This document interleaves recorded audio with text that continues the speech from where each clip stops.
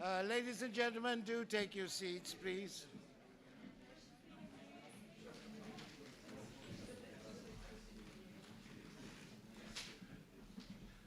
Right, we are, as always, running a bit late. Hope we will be able to catch up later on. Hello, everyone. Good afternoon. I'm Jonathan Isle, the Associate Director at RUSI in London, and the person responsible for RUSI Europe as well. It's hardly my job to introduce you to the residents. I think there are people who are more qualified to do so. We're very grateful for you for coming this afternoon. We all know that you've got many other commitments, but we thought that the moment was right for the topic that we are discussing. So without further ado, let me ask Claire Halprin, the DHM here, to open up.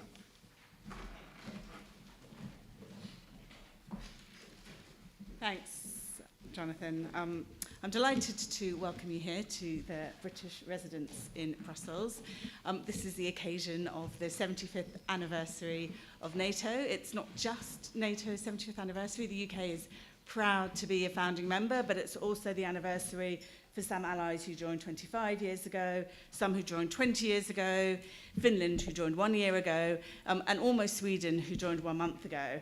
And over on the other side of town in NATO HQ, foreign ministers are meeting now, and we're delighted that Sweden is there for the first time at the ministerial table as a NATO ally. We thought this was a good occasion to take a look at what NATO has achieved over the last 75 years and to look for the future. NATO is the most successful defensive alliance in history.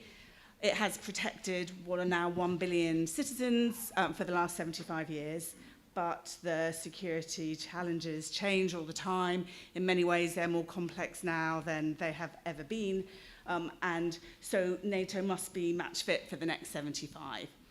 So with 3 months to go to the Washington summit, we wanted to hear from a range of voices to reflect a bit about what NATO has done over the last 75 years, but also what NATO can and should do to transform for the future. And with that, I am going to hand over to our first speaker. We're very lucky to have Lord Ricketts here today. Peter has had a vast range of jobs, including in the Foreign Office. He was head of the diplomatic service, one of my first bosses there. He was also the first national security advisor for the UK. He was here as ambassador for the UK to the EU a while ago, and he's now vice chair of RUSI. So Peter, thank you. Thank you very much.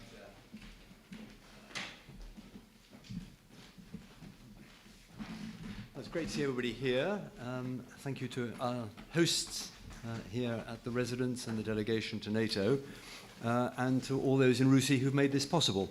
I'm down to do a keynote speech, which I think means I get to say things first, so I can say all the obvious things, and then everybody else has got to start thinking about cleverer and more arcane things to say after me. So I shall benefit enormously from that. And I thought I'd do just a little bit of history, because it's never a bad thing to go back to the roots of why we are where we are and what got us here, before looking a bit at the issues that I hope we'll discuss in the two panels, and then hear from the Foreign Secretary himself about how the first day of the NATO ministerial has been. So, starting point, isn't it remarkable that an organisation that is 75 years old tomorrow is still absolutely at the heart of European and transatlantic security issues? If you look at other parts of that post-war international security architecture, they're all looking their age and finding it increasingly challenging. Think of the UN Security Council. Inevitably, when the major powers are at loggerheads, the Security Council cannot act on issues like Ukraine, or indeed like anything to do with the growing menace from China.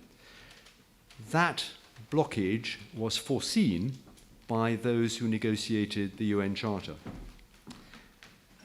The British were very prominent in that with the Americans, and even when the delegations were signing the UN Charter in San Francisco in the summer of 1945, the British Foreign Office negotiators, including my own personal hero, the permanent secretary of the time, my lineal predecessor, Sir Alec Cadogan, they knew that the Security Council was flawed because at any time when the great powers were against each other, it could not work. And so even then, in 1945, the Foreign Office started planning for a Western security organization for the post-war period. They didn't share the optimism that Churchill had in those days that the big three who had come through the war would continue into the post-war period. And that skepticism was shared when we had a new British Foreign Secretary. The Labour government came in around the time of Potsdam in the summer of 1945. Ernest Bevin had absolutely no illusions about Stalin, and he turned immediately to his Foreign Office officials who had in their files the first plans for organizing European security. We had the Dunkirk Treaty with France in 1947. We had the Western European Union, the Brussels Treaty in 1948. And then, even as the Brussels Treaty was being signed, Bevin was sending papers to George Marshall, the US Secretary of State, with his ideas for an Atlantic Pact. And it was really Bevin and Marshall and people like Senator Vandenberg in the US who were the godfathers, if you like, of the NATO treaty signed 75 years ago tomorrow. So one question perhaps to start with is why the longevity that NATO has shown? Why is it still an effective organization 75 years on? My answer is partly look at the treaty. The NATO Washington Treaty is terse. It sticks to principles and objectives. It's 14 articles long. Compare that with the Treaty of Rome at 248 articles, 4 annexes, countless protocols. They are very, very different things because, of course, the EU is a supranational, law-based organization with all the complexity that has. And the NATO treaty, to my mind, found a very elusive point of balance between being a very solemn political commitment between the allies, but leaving each ally maximum discretion as to how they carry that commitment out. I'm sure everybody can recite in this room Article 5 by heart, and you know that the commitment in Article 5 is that each nation state, in case of an armed attack, will, quote, take such action as it deems necessary, unquote. So there is no binding obligation to do anything. The US Senate would never have accepted that for the Americans. But it has given NATO a strength in its flexibility. And I think that NATO's strength is not in its treaty text, but in its shared political objectives and trust between allies. And that's why it has had a capacity to flex and adapt as security priorities have changed. In the Cold War, it was the essential vehicle for deterrence and territorial defense against the Soviet Union. I'm afraid I'm old enough that I first joined the UK delegation to NATO in 1978, in the height of the Cold War, when we used to practice every winter in a Wintex exercise, nuclear release procedures. And so the nuclear deterrence of NATO was a real thing and was exercised and practiced regularly. With the fall in the Berlin Wall, of course, then NATO turned to so-called out-of-area operations, expeditionary interventions. They have a rather bad name now, but it's worth bearing in mind that the interventions in Bosnia in 1995 and in Kosovo in 1999 did succeed in their objective of damping down ethnic cleansing, which was the terrible crisis at that point. And although not every country in the region has taken the opportunity, they were given the opportunity to build more stable, peaceful societies. And I might note that in this year of anniversaries, it's KFOR's 25th anniversary this year, still at work in Kosovo, helping peace and stability there. So, of course, interventions then got more difficult. The early period of ISAF in Afghanistan, it did succeed in working in and around Kabul to help the Karzai government put down roots. Things went wrong after that. But it's not true to say that the expeditionary interventions of NATO all proved to be disasters. NATO was not directly involved in the Iraq intervention in 2003, That was a very difficult period in the alliance. By that time, I was back as Perm Rep for the UK. Deep divisions between allies, genuinely held differences of conviction, which made life quite interesting around the NAC table for some time. But within a year, NATO was back together again, and the NATO training mission in Iraq was established at the Istanbul Conference Summit in 2004 and helped to bring allies together again after that very bruising period. One more piece of reminiscence. By 2011, I was actually National Security Advisor. The Libya air campaign was another test for NATO's capacity to flex, adapt, and innovate, because, as you remember, President Obama decided that the US would not be directly involved. So senior US officers in the command structure were pulled back. European officers, Canadian officers took their place, and NATO managed a complex air campaign in that rather new guise. Again, things didn't turn out too well. We didn't have boots on the ground. We weren't able to control the situation. But the NATO machine, in my mind, worked well and showed once again it could adapt to new circumstances. Now we are back to NATO at its original purpose. Thank you, President Putin, for that. It is facing the most serious threat to European security since 1945. And I think NATO has risen very well to the challenge. I can say that as an outsider. Many of you are much more deeply involved.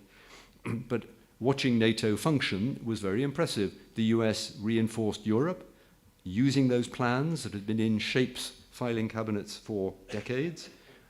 Other allies pushed enhanced forward presence into the territories of the NATO allies, 8 battle groups at the moment, with UK, of course, playing a major role. NATO deterrence has worked. President Putin has not dared put one Russian boot across a NATO border.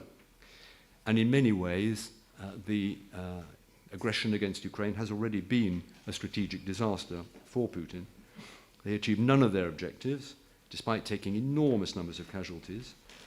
Russian armed forces have been shown up to be poorly equipped, badly led, low morale, and when confronted with Western weapons have not done well.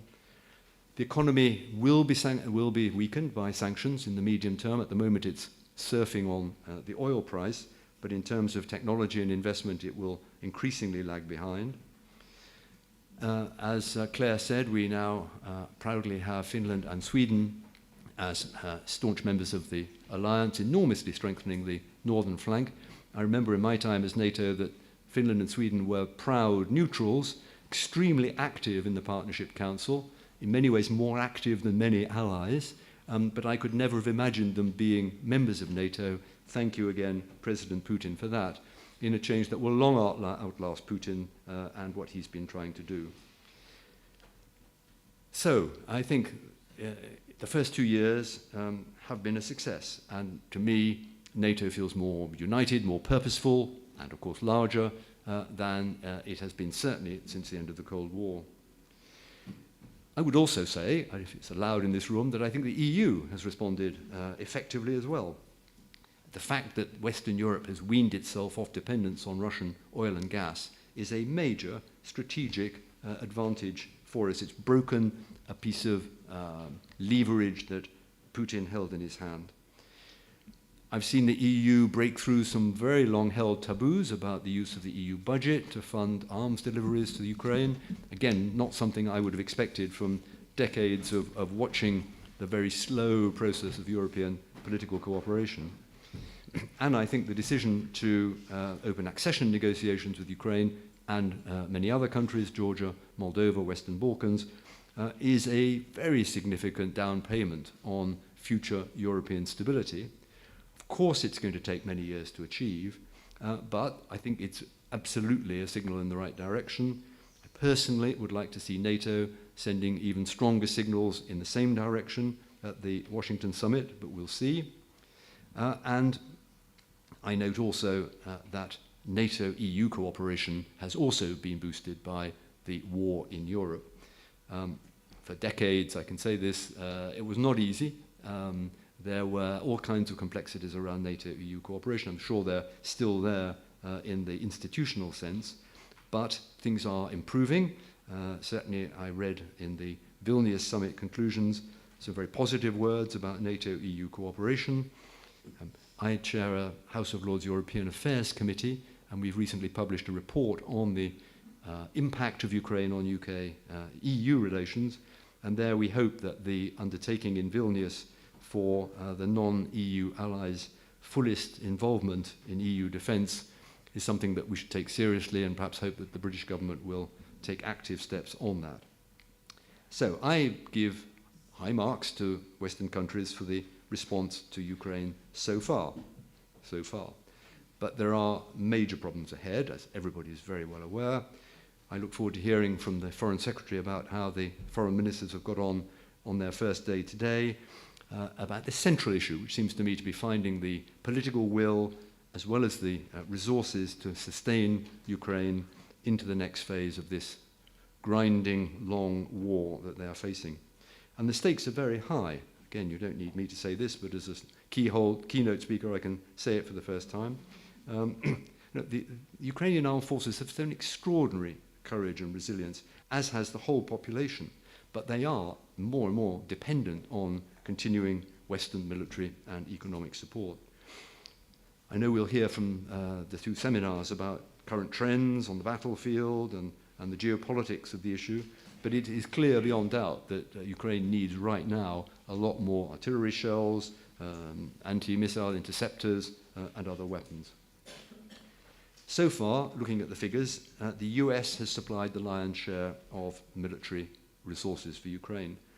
The figures that I have, first 2 years of the war, US military support amounted to around $43 billion against about $38 billion for European countries collectively, including the UK.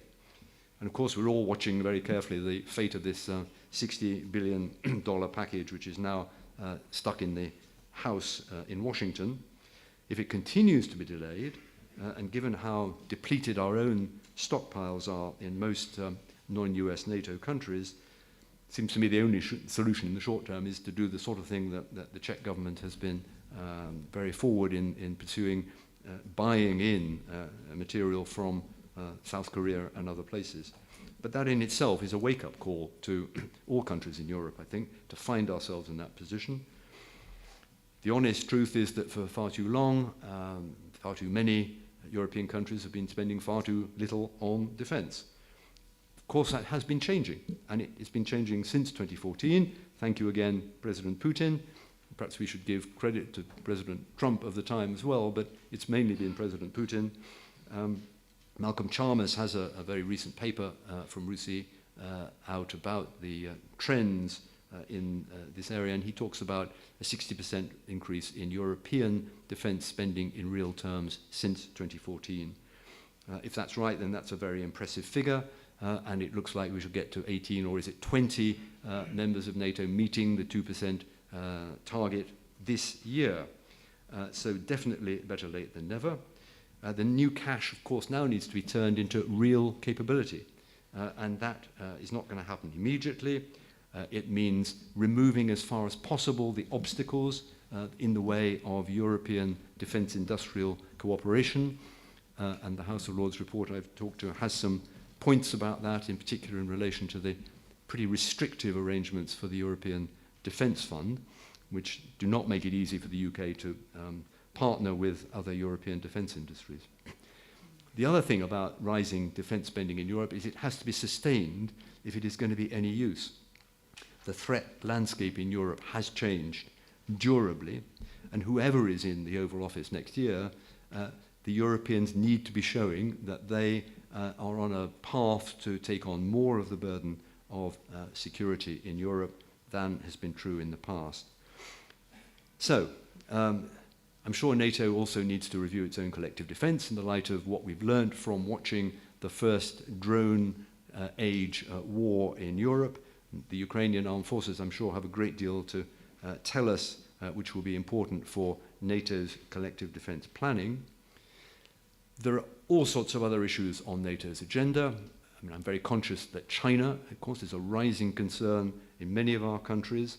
You may have seen the revelations about the recent Chinese hacking operation against the British democratic process. I've no doubt that that's going on in other countries as well. It's only likely to grow. Consultations on China are vital between NATO allies, also between NATO allies and the Asian allies, the Australians, New Zealanders, South Koreans, Japanese. And I personally wonder whether some sort of NATO plus format couldn't be the right forum for wider consultations on the threats from China. Anyway, I'm not going to try and go any further into the detail of the NATO agenda. Others in the room, most other people in the room are much more expert than I am. I hope that we can unpack those in the course of the two panel discussions. In any case, the breadth of the agenda is proof of the vitality of this sprightly 75-year-old person that is NATO. But if it's going to survive for another generation, it has to ensure that Putin does not win in Ukraine. My conclusion is a simple one. If, despite all the shortcomings I've talked about in the Russian military operation, the war drags on, Ukraine's armed forces are pushed back to the point where Putin can credibly declare some sort of victory, that would be a disaster for NATO, for NATO's reputation, and for European security. It would mean that with our 1 billion people, as Claire referred to, our GDP 10 times that of Russia's, we would not have managed to bring together, find the staying power, the political will to face down what Putin is doing to a brave democracy on our doorstep. So although NATO has risen to many challenges in the past, that one now seems to me to be critical. And with that, I look forward to hearing a fascinating discussion all afternoon before welcoming in the Foreign Secretary at 6 o'clock. Thank you very much.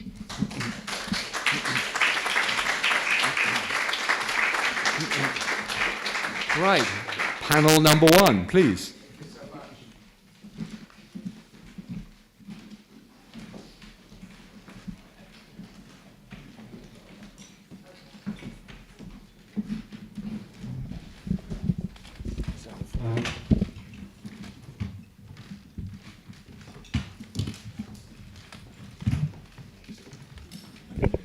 Right, ladies and gentlemen, we've heard in the keynote speech about the high stakes at play at the moment. And this session will concentrate on the preparations for the Washington summit, but also take perhaps a longer view looking at previous summits and beyond the Washington summit at the kind of alliance we wish to have and are likely to have. So I'm joined by Ingrid Southworth, who's the UK Deputy Permanent Representative at NATO, by Oana Lungescu, who has been for many years the public voice of the alliance and is known to many of you, and by Edward Arnold, my colleague from the Institute in London, who has written extensively about security questions and particularly about the alliance. I should say that we will try to just give some very specific points and then open it up for discussion. So this is very much intended to be an interactive session. Do think up questions, and I will give you the floor as much as possible. Ingrid, over to you. Thank you very much, Jonathan. Thank you to RUSI for organising this event today. I mean, I think you asked me to reflect a bit on UK priorities as we head towards the Washington summit. So, I mean, as was evident from Lord Ricketts' opening remarks, the stakes for the alliance as we go into the Washington summit in July are high. I mean, it's an opportunity to celebrate the alliance's achievements at 75, but the context is clearly extremely difficult. We've obviously got instability in the Middle East, but more acutely and presently for NATO, we've got war on its doorstep in Ukraine. So the summit should be about some symbolism and celebration, but above all, in our view, it has to be about the substance. So I'll say a little bit about how we're sort of seeing the summit with, I think it's under 100 days to go, not that we're counting, but we're looking at sort of 5 broad themes or sets of priorities, and perhaps I'll just sort of say a little bit about each of those. I mean, firstly, and again, as sort of Lord Ricketts touched on, the summit is going to be an opportunity to really underline the alliance's strength, resolution and unity. As others have said, we've got Sweden at the table today as an ally, a full ally for the first time. And I think when leaders meet in Washington, they'll sit around the table at 32. And that's obviously a powerful demonstration of the alliance's vitality and relevance. But I think a key part of the alliance's strength, of course, has to be in the investments that we're all making in defence. And again, I think, as we've heard from our keynote speaker, the trajectory there is positive. When Lord Cameron chaired the NATO summit in 2014, just 3 allies met the 2% of GDP. The UK was one of them, Greece and the US were the others. And today, we're expecting 24 allies to be meeting that benchmark in 2024. Now, of course, we want to go further, but it shows how far the alliance has come in terms of sharing burdens since 2014. Now, I think the sort of second main area of focus is really that core business, if you like, of deterrence and defence. Because of the sort of nature of the threat that we face from Russia, put very eloquently by the previous speaker. Now, at Vilnius, as Lana will well remember, the alliance agreed a new set of warfighting plans, and obviously a lot of work has been done across the alliance in the last year to make sure that SACEUR will be in a position to make those plans executable. Now, the UK is very much at the forefront of that. The Defence Secretary announced earlier this year that the UK will make available pretty much all of our armed forces to NATO. And, you know, as part of that, NATO's also got to make sure the forces that are available are sort of ready. So that's why you're seeing this year the biggest NATO exercise since the end of the Cold War. Steadfast Defender in the UK has committed to 20,000 personnel to that exercise, a really significant demonstration of how the alliance is ensuring that its plans are not just resourced but also ready. So that's the sort of second area. Now, the third sort of key issue for the summit, and I think, you know, it's self-evident that this is really the main one, and the main one by which the success of the summit will be judged, is obviously Ukraine. Now, the Foreign Secretary and other foreign ministers are discussing the summit today and discussing what further support the alliance can offer to Ukraine as we speak now, and when Minister Kuleba meets in the NATO-Ukraine Council with ministers tomorrow. So there's obviously a lot more work between now and July that the alliance is going to have to do. But I think a few things are clear at this point. And I think there are sort of 3 sort of main elements that will be important. One, I think the package that we agree on Ukraine will have to visibly demonstrate how Ukraine is moving closer to the alliance. And we've already seen a lot of progress on that in the last year.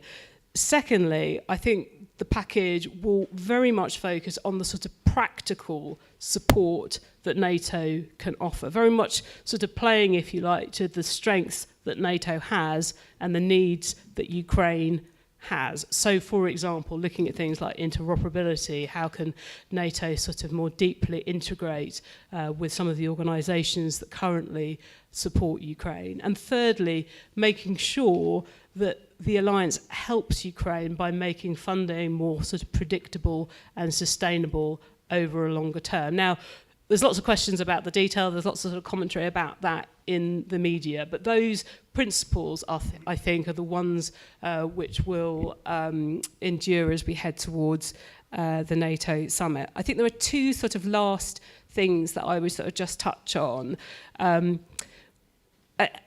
Again, as sort of Lord Ricketts touched upon, the nature of warfare is changing. We face a sort of systemic challenge in the form of China. So the UK, but other allies too, need to make sure that the alliance continues to transform. And I think that means a bunch of different things. It means delivering on some of the commitments we've already made. So you've heard about Diana, the Accelerator for Innovation, the NATO Innovation Fund, making sure that we're sort of getting the most out of our technological ecosystems for the sorts of equipment that we will need in the future. But it also means learning lessons. So, for example, the Vilnius Summit set up this new NATO-Ukraine Council, and one of the substrands of that is about looking at the lessons that we can learn from Ukraine in terms of the nature of the way it's having to fight on its territory. So I think making sure that we're fit for the future, whether that's adapting our policies of things like AI or quantum or biotech, all of those things that we hear about a lot, you can sort of be reassured that NATO is thinking about all of that, not just the opportunities to the alliance, but also making sure that we're keeping up to date with how adversaries might be choosing to deploy those sorts of technology. And then the last sort of theme, I think, for the summit will be around deeper partnerships. We've heard from Peter around the partnerships that NATO already has with like-minded partners like the IP4. They were there at the last two Leaders Summit. They'll be there again in Washington. Close work continues with the EU. That's obviously vital on Ukraine, but on other issues as well. And then thinking about some of NATO's other partnerships. So we know that some of our partnerships in our near neighbourhood, so for example Moldova or Georgia or Bosnia and Herzegovina, they're vulnerable to some of the malign influences that Russia is trying to sort of push forward in their country. So we need to think what further support the alliance can offer them. And then lastly, and I think this is particularly pertinent because of the instability in the Middle East, NATO is undergoing what it terms a deep reflection process about its partnerships with southern partners. Now, we've had an expert group that's done a very comprehensive report with, I think, 114 recommendations that will form part of ministers' conversations today. But I think at its heart is what are the practical ways in which NATO can strengthen its relationships with some of those key partners in vulnerable parts of Africa or in the Middle East. So I think those are sort of the five kind of areas that the UK is looking at. I've obviously come at it from a UK perspective, but I would say I think there's actually a great deal of consensus across NATO in the sorts of areas that we need to focus on in Washington. So that's obviously burden sharing, it's about supporting Ukraine, it's about deterring Russia, and it's about transforming and deepening our partnership. And I think there's a lot of consensus across the alliance on those. So I think I will pause there, if that's all right, and pass on to the next speaker. Thank you. Thank you very much, and a very large agenda, and I think, as Ingrid reminded us, a lot of these things are in progress at the moment, so it's difficult to make a very clear prediction of where we're going to be by the Washington summit, but I hope that we will be able to unpack some of these points in the discussion. Juana, over to you.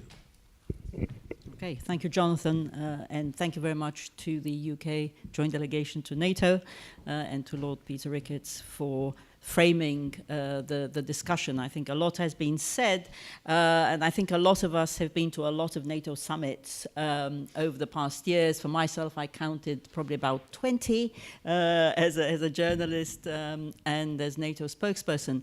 And certainly, as a spokesperson, the key message for every NATO summit, wherever it takes place, whenever it takes place, is unity. Because, of course, unity is the center of gravity for the alliance. Unity is what our adversaries and potential adversaries always target.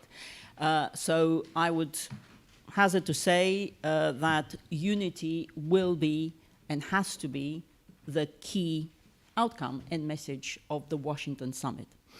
And Ingrid has already outlined the agenda. I would also recall that this summit will take place really at the height of the US election season. It will be just a few days before the Republican convention and a month before the Democratic convention. So I think it's not a mystery to anybody that burden sharing will be the key element which will have to underpin that message of unity in different shapes or forms. Now, as Lord Ricketts very well recalled, there's actually been a thread of transformation and adaptation for the last decade. And the Wales Summit in 2014, hosted by Lord Cameron, then Prime Minister, actually kicked the ball in terms of that transformation, which has been, it's actually been a decisive decade of transformation. And what we have now is we have combat-ready troops in the east, we have greater readiness across the alliance, more defense spending, 4 new members actually since 2014, and of course the accession of Finland and Sweden is a geopolitical game changer and shows the failure of Putin's war in Ukraine. And we also have deeper partnerships for NATO across the world, from the Indo-Pacific to an unprecedentedly close relationship with the EU and beyond. So this will need to continue in Washington, as Ingrid outlined. Now, I would just focus on 2 main points. One is support for Ukraine, and the other one is defense spending, which I think are key for burden sharing. And I assume many of you will have heard the Secretary General speaking on the doorstep at the ministerial earlier this morning and outlining his proposal for NATO to take greater responsibility for training, for equipment, and for multi-year financing for Ukraine. And I think he's absolutely right to say that this would be a very good mechanism to provide a more robust and more consistent, more durable multi-year framework for our support to Ukraine, which has been unprecedented, but of course now comes in many different guises and through many different vehicles all at once. Some multilateral, some bilateral, some in coalitions of the willing, and so on and so forth. So I think institutionalizing NATO support to Ukraine could insulate it also from political changes, not just in Washington, but perhaps elsewhere.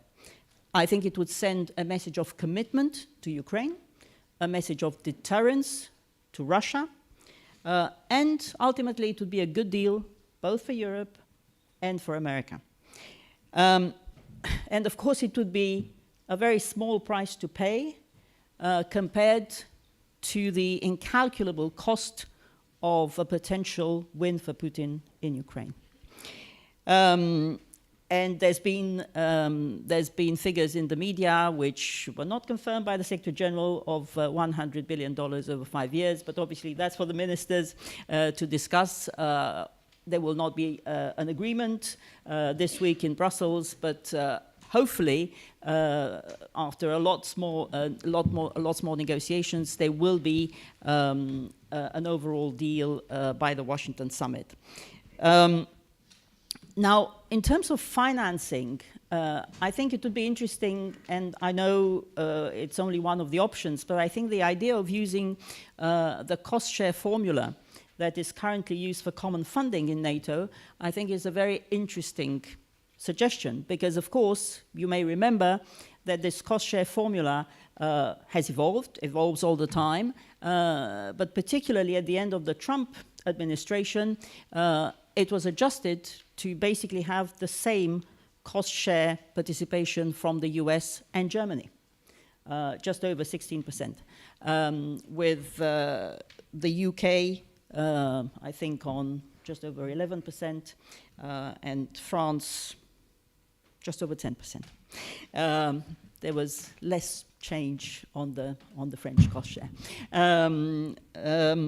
But anyway, I think that would be an interesting way of signaling that there is a balance between what the Europeans and what the Americans and others put in.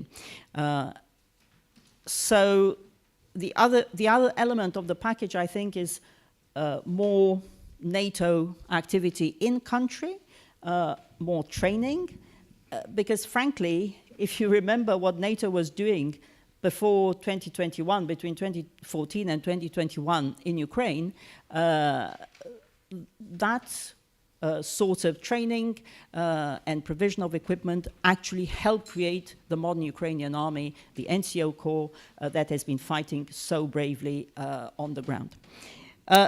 Finally, the second point on defense spending. Fully agree, there's been massive progress since Wales, and the Wales pledge has driven that progress, and it was further reinforced by the Vilnius decision last year. However, 18 or even 20 is not 32. So 18 or 20 investing 2% or more of GDP on defense is great, but it's not enough. And there was, of course, in the Vilnius communique, there was a reference to the fact that in many areas, allies will need to spend more, to invest more than 2% in order to be able to resource the new defense plans that Ingrid was talking about. So even though I don't expect any formal decision on that in Washington, I think collectively we should all start thinking beyond 2% because many of our countries, most of our countries were spending 3 and 4% during the Cold War. So if we're really concerned about changes of administration in Washington, about changes of mood in Washington or elsewhere, frankly, then we need to put our money where our mouth is and go beyond 2%. So I think that trend towards perhaps 3% and beyond is something that we need to see going forward. Thank you. Thank you very much. Thank you very much, Juana. Thanks for reminding us about the huge amount of progress that was made from the Wales summit. You would recall, I recall it vividly, before the Wales summit, some member states arguing whether the summit should even discuss the question of Russia. And this was after the first aggression, physical aggression of Russia against Ukraine and the seizure of Crimea at that time. So seen from that perspective, the last decade has been quite an amazing transformation. But as we were reminded, and as I think Lord Ricketts said in his presentation, the question about defense capabilities and investment and the sustainability of the current effort remains to be answered. Now over to my colleague, Ed. Jonathan, thank you. And I think as Lord Ricketts said, as the advantage of doing the keynote, I think I have the advantage as the last speaker before Q&A and then a coffee break. A lot has already been said. So I'll claw back a little bit of time, but just make a couple of interventions that I think either need to be emphasised or just to fill in the gaps slightly. And I think the first point that I'd like to make is on the summit itself. As Juana mentioned, it's the 75th anniversary. It's then a Washington summit, and it's in the middle of a very consequential US presidential election. In some ways, the stars are aligning to enable NATO to really push the benefits and value that it has and communicate it, not to the people in this room who sort of all NATO watchers, but really to the public who NATO ultimately protects. I was in the US recently, and this was one of the main points that our US colleagues made, that it must go beyond the Beltway in the US. It must be pushed out to national governments, and also in terms of a generation where their view of NATO is the Libya and the Afghanistan generation rather than the Cold War generation. But it's not about moving back to the Cold War and doing that messaging about defence and deterrence. It's about actually moving it on a generation. I think that's very important. And then the second point I'd like to make is, if we were holding this event just 1 month ago, we would have all been talking about the highest priorities, making sure that Sweden was in in time for the summit. Sweden is obviously now the 32nd member, but I think it's still really important to emphasize that around the summit, because you're speaking as a Brit who used to be posted to NATO. It's really easy to take NATO for granted, but actually the challenge that Sweden has joining as 32 member, you know, going from non-allied for a long time, moving into a nuclear alliance, that challenge is really, really difficult. So I think everything that we can do to support is really important. And then moving on to the priorities, I think, you know, we've talked a lot about burden sharing. When we talk about burden sharing, we always talk about defence spending, because it's the easy metric, you can draw comparisons, and it's something that is very, very tangible. But I think, you know, it really needs to be an opportunity. Yes, obviously spending is really important, but actually a little bit more than that, we need to start to talk more about operational risk sharing, responsibility sharing, and it's these discussions that are far more difficult. You know, again, back during Afghanistan and ISAF, you know, it's DSAC's job as force generation to go around and get the boots to go into places, and then within the country itself, you know, there are more dangerous places than others, and it was actually very, very difficult from a unity perspective to ensure that that worked, and also worked over such a long period. And like I said, these discussions are the more difficult, and I think we need to really be prepared to have them. So it's about staffing the enhanced forward presences. You know, if Germany is going to enhance their position within Lithuania to a brigade, you know, what are the other countries potentially going to do? It's about where you sit. Assets, you know, such as air defence assets, really important. And one of the things that the war in Ukraine has reminded us that we sort of forgotten is air defence assets. They don't just protect the force in the field, they also protect civilian populations. So moving your air defence assets to actually protect other allies' citizens is, I think, a really important thing to make. So in terms of those discussions, I think it's far more important to go down to that level. In terms of support to Ukraine, I think, you know, Oana's talked about sort of what we're seeing now is moving towards that institutional support from a NATO perspective. And obviously the messaging we're getting is that the Washington summit is not a membership summit for Ukraine or the others. But the issue is, the challenge is that the Vilnius did not put the question of NATO, Ukrainian membership of NATO to bed. Yes, there was some you know, the comprehensive assistance package, the NATO Ukraine Council, the removal of the membership action plan, but these didn't really put anything to bed, and I think the advocates of Ukrainian membership of NATO are still there. And I think around Vilnius there was an optimism for the 2023 Ukrainian counter-offensive, and I think we'll hear about it on the second panel, but the military situation on the ground is far more difficult this year, and therefore the requirement of NATO protection for Ukraine has only increased.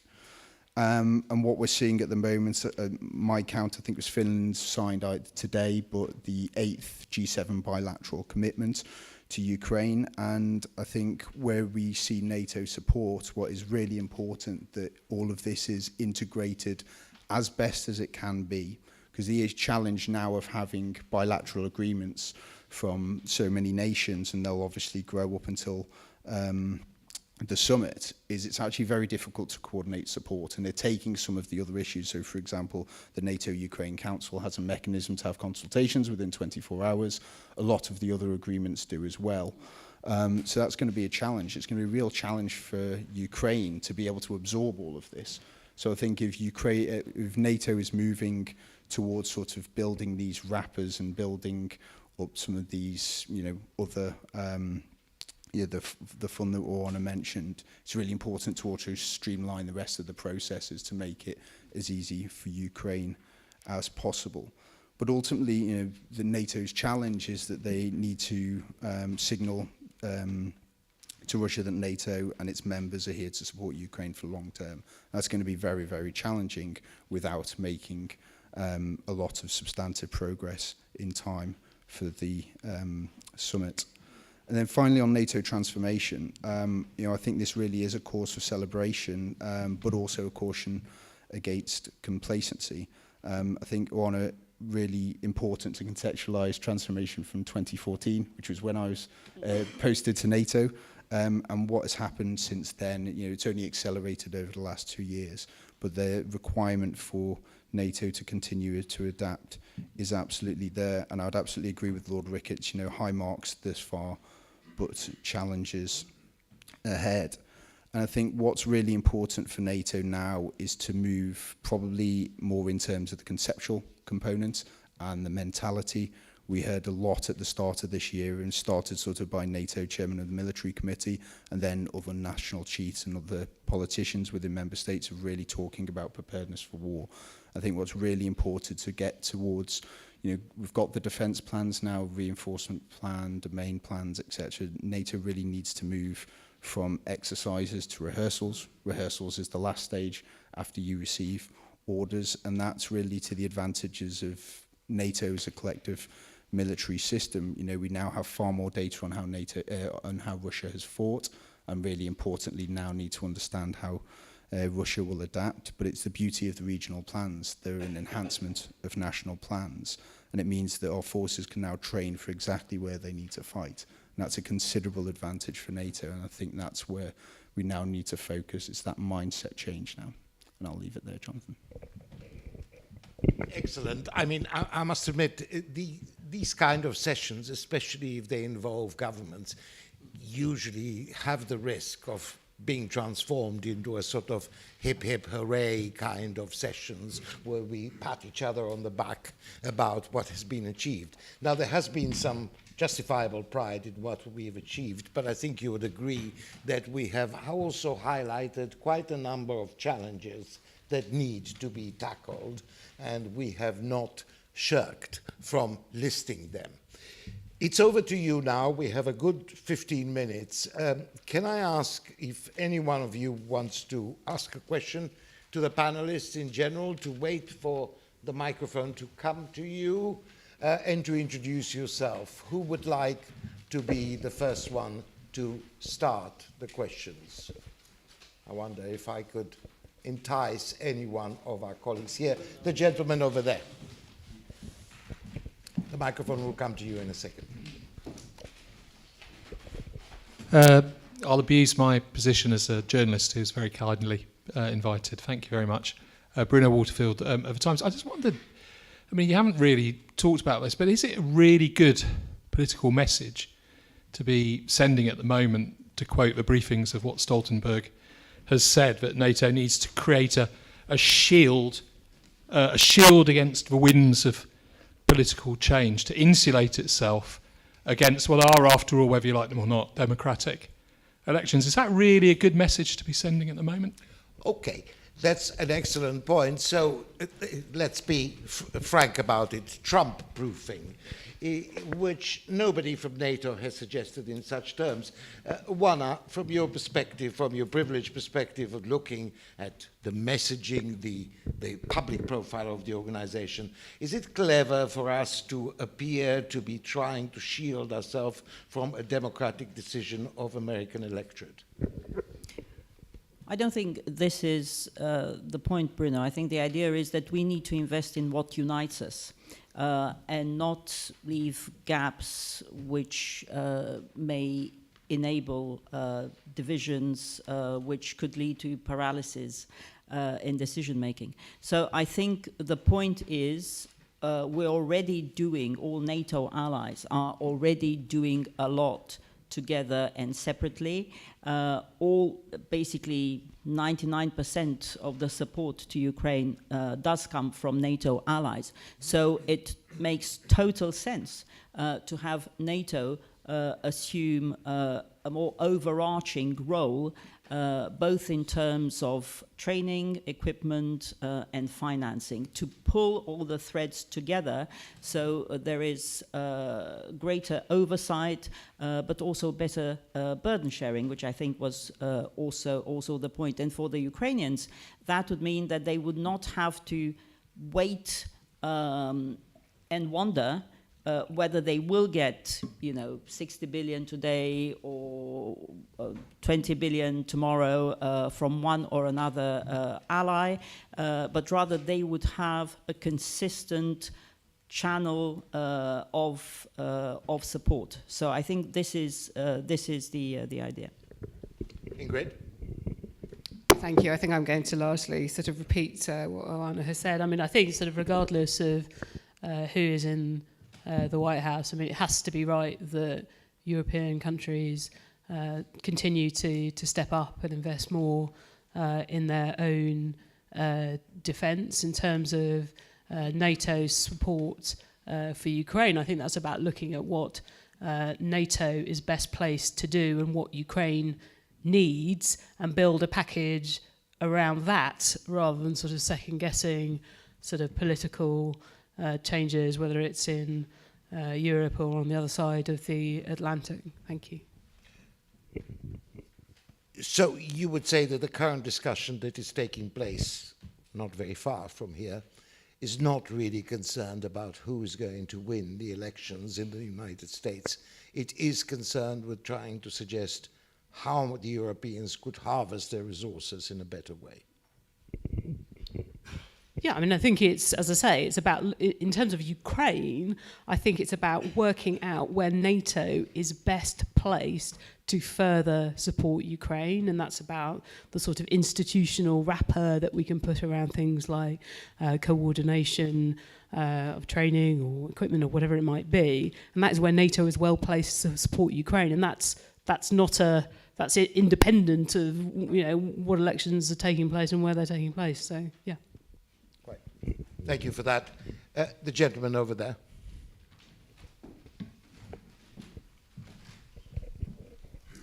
Thank you for this this quite engaging panel. My name is Dylan Crossan. I work at the Center for European Policy Studies right around the corner from here.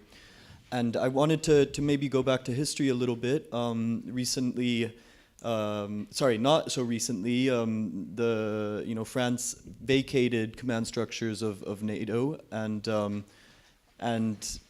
today, adopts a security and defense policy that looks towards the EU rather than NATO to fulfill and satisfy its own defense, technological, and industrial interests.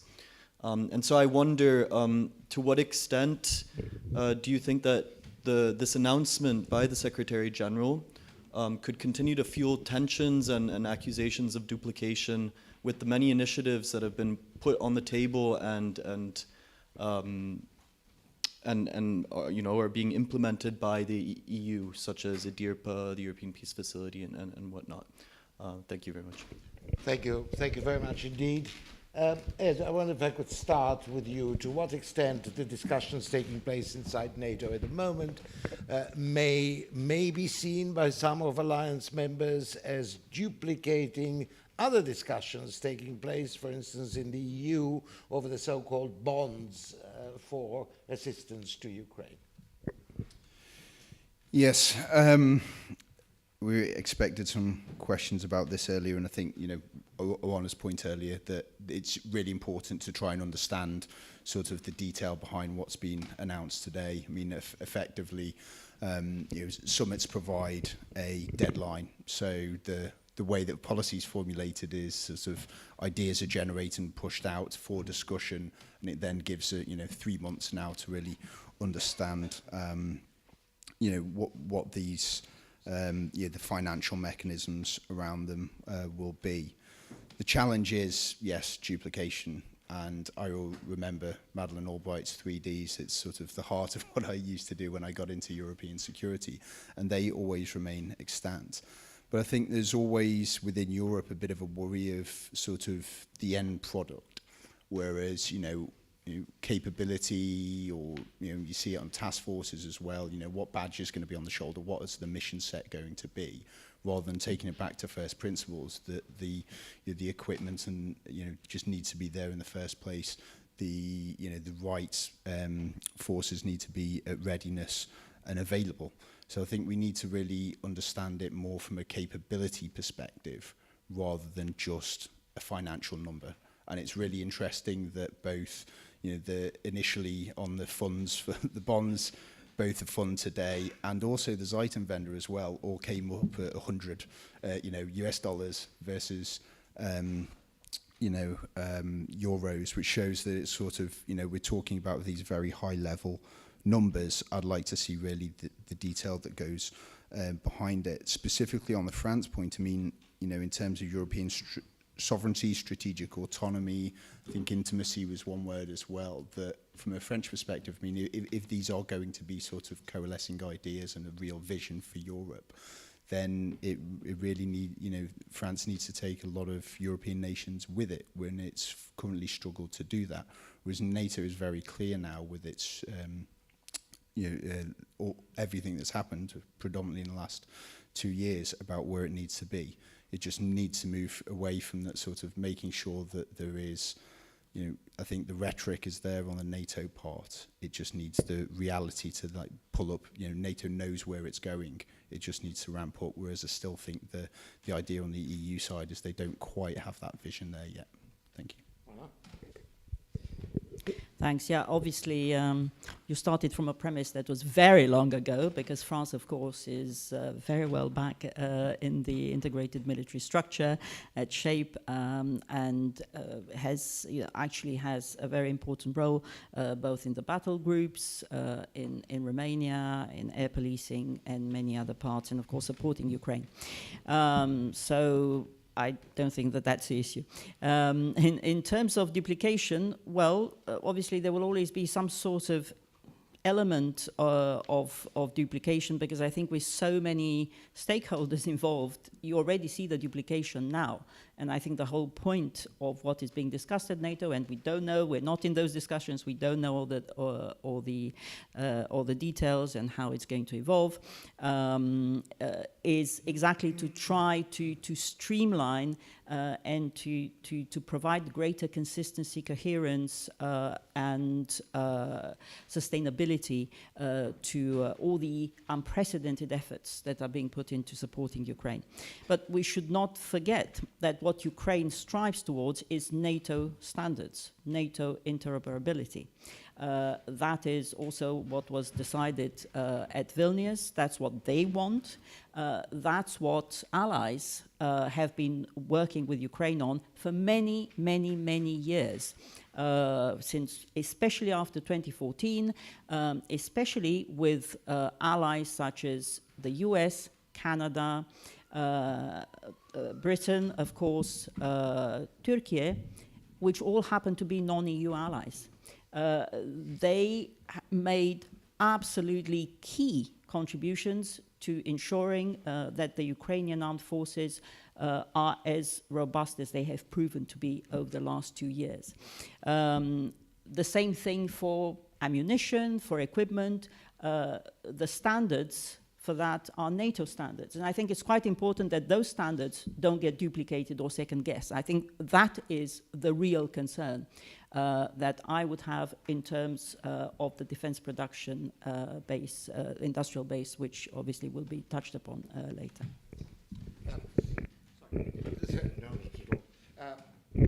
Thank you, Juana. I mean, I was in the room in Bratislava when Mr. Macron made his speech, and I must admit I was quite impressed. I was quite impressed by the open admission of what he considers as French errors over the last 25 years in the way that they have conducted their policies. Do you get a feel, Juana, that the old dividing lines and the old difficulties are less important than they were a few years ago? I think the full-fledged invasion of Ukraine has really united allies from all parts of the alliance around the threat perception, the understanding of what is going on, the reality of Russia's revisionist ambitions, as well as all the other challenges that we face. It's also about China. And I think they united around the strategic concept that was agreed in Madrid 2 years ago, which I think is a very good encapsulation of that.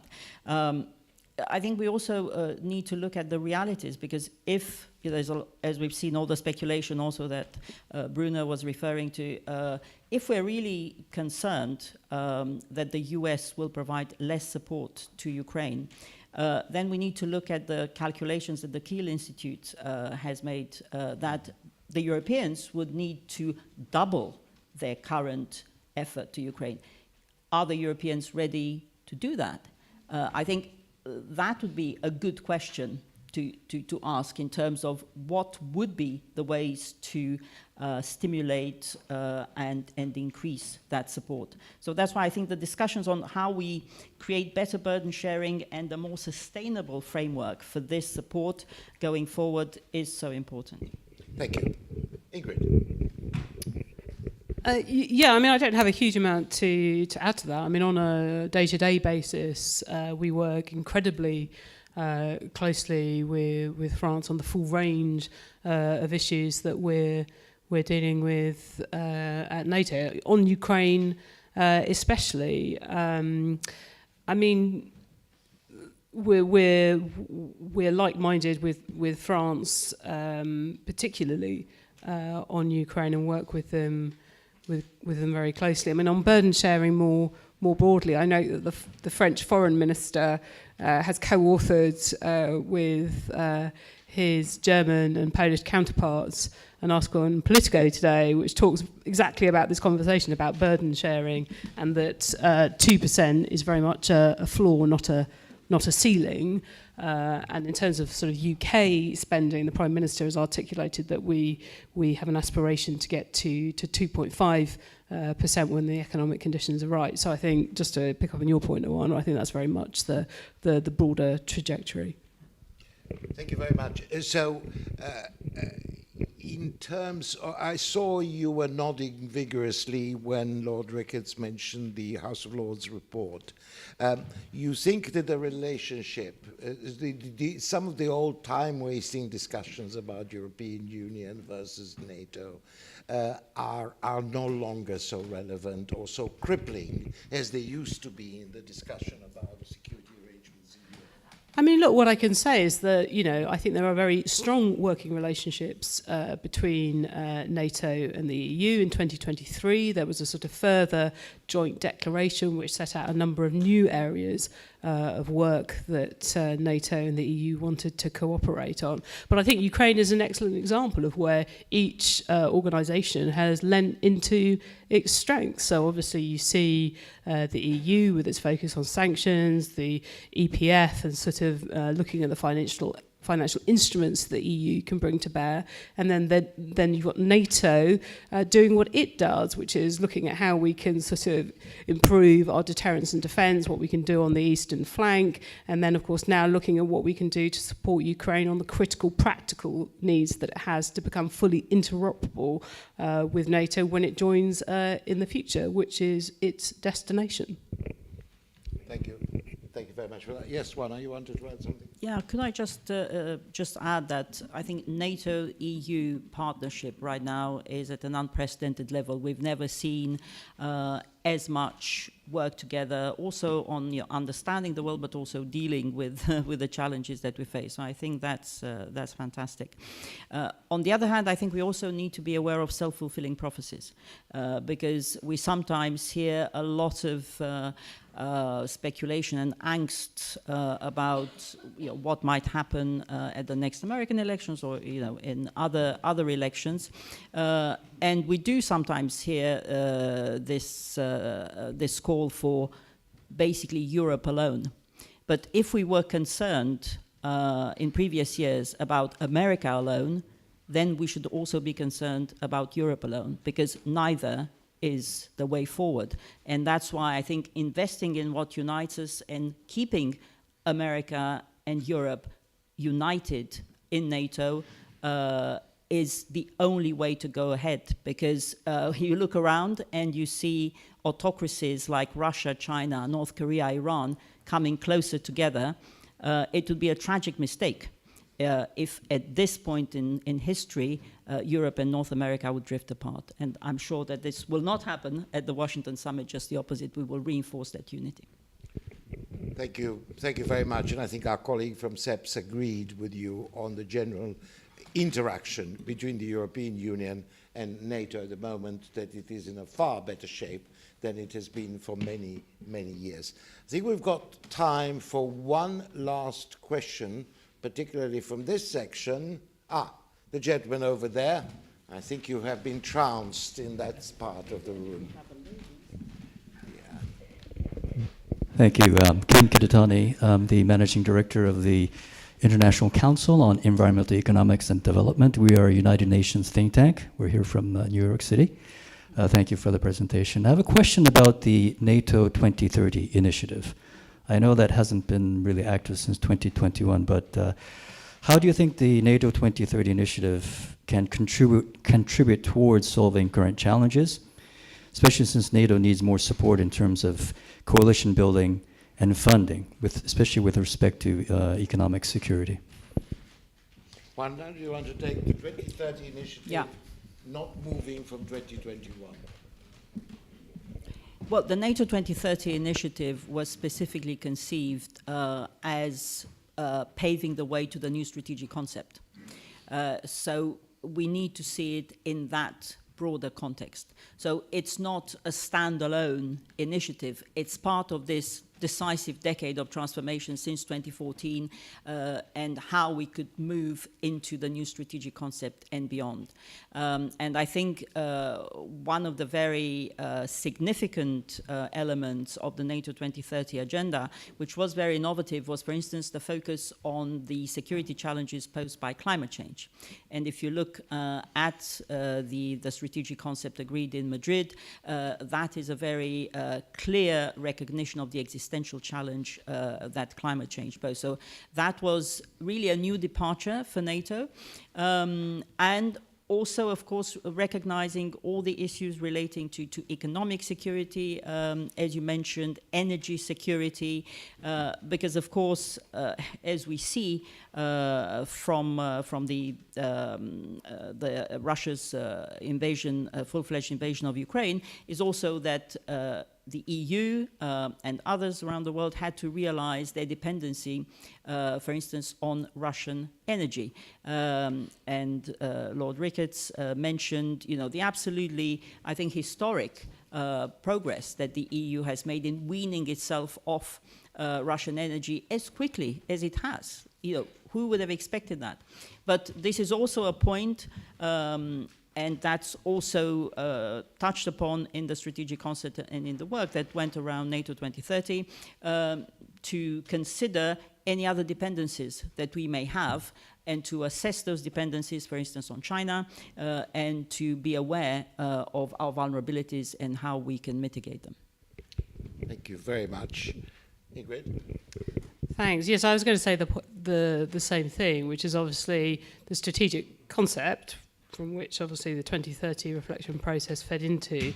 The agenda which the strategic concept set for us is very much part of our day-to-day work. So take China, where we talk in the strategic concept about the challenges that China presents in the Euro-Atlantic area. That has now resulted in NATO in a very structured set of work streams to work through the exact challenges which were identified. There were other things too. So, for example, resilience, making sure that the alliance and allies have plans in place so that we know how our civil structures would support our military plans if we needed to implement them. So there's a whole bunch of things which the 2030 agenda set out, which now have a direct line of sight onto the agenda that I'm sort of working on with my colleagues day in, day out. Thank you. Thank you so much. Edward. Thank you. I had this when I mentioned that I was in the US a couple of weeks ago, and we were talking obviously about all of these issues, and there was sort of a little bit of, not confusion, but sort of eyebrow raising when, as Lord Ricketts said earlier, that there are 14 articles in the North Atlantic Treaty, and Article 2 is about economic collaboration. And I completely agree with Peter about it being principle-based and flexible. And this was actually the argument that the people I was over there seeing were making, that at the moment it's quite a binary discussion in the US, that basically it's all about burden sharing. The US spends a lot, the Europeans don't. That's a sort of narrative. Bringing back to my first point of the opportunity of the Washington summit, it's about broadening it out. It's about talking more than just Article 5, and also talking about NATO's contribution to US economic security and prosperity as well, and said that actually that's the key narrative that needs to be made. And yes, we were with experts who've done NATO multiple times, and I asked after the coffee and said, how many articles are there in the North Atlantic Treaty? And 3 or 4 of them couldn't tell me. So I think this is a real opportunity to broaden that out, and the economic argument is central to that. Thank you. Right. Well, I think, unfortunately, we'll have to bring it to a conclusion. I'm not sure I can or should summarize it, apart from to suggest that the burden-sharing argument is one that will be with us all the time. We shouldn't be frightened of it. We should not try to transform it into a discussion about proofing the alliance against one leader or one country or another. We should accept that it will be with us, and it's actually a constructive tension that we should have. As Lord Ricketts reminded us, it's a question of sustainability of the resources. It's a question of affordability of the resources. You suggested that the British government is pledged to look at it constantly, but it is also pledged to look after its aging population and a lot of other considerations. And as one has suggested, 2% is definitely the floor rather than the ceiling, and definitely a work in progress. The other point which I think comes across is that there is a tendency for us to look at summits in a sort of theatrical pieces. And of course, there is a bit of theatre attached to it. But it is also very important to remember that quite apart from dealing with practical issues, like Ingrid listed a number of them, there is this element of conveying the message of unity. As one has suggested, unity is what our enemies are aiming to destroy, and that's precisely what we should not let them do. Thank you to the panelists. Thank you all, and let's have a quick cup of coffee. Thank you so much.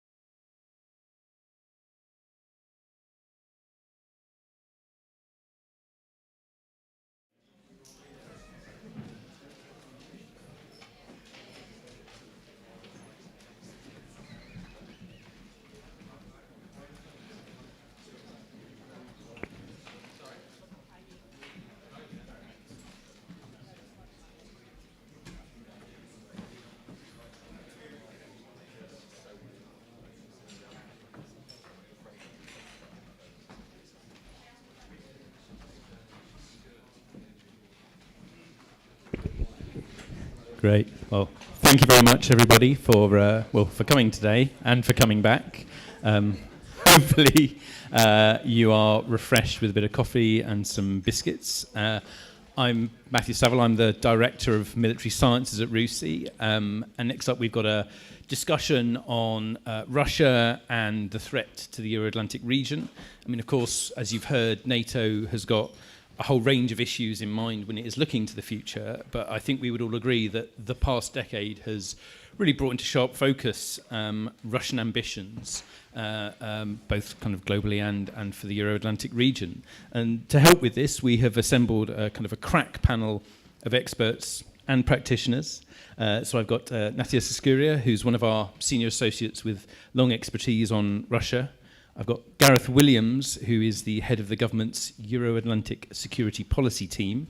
So that is a joint MOD and Foreign Office unit responsible for NATO, the UK's security and defence relationship with the EU and the OSCE.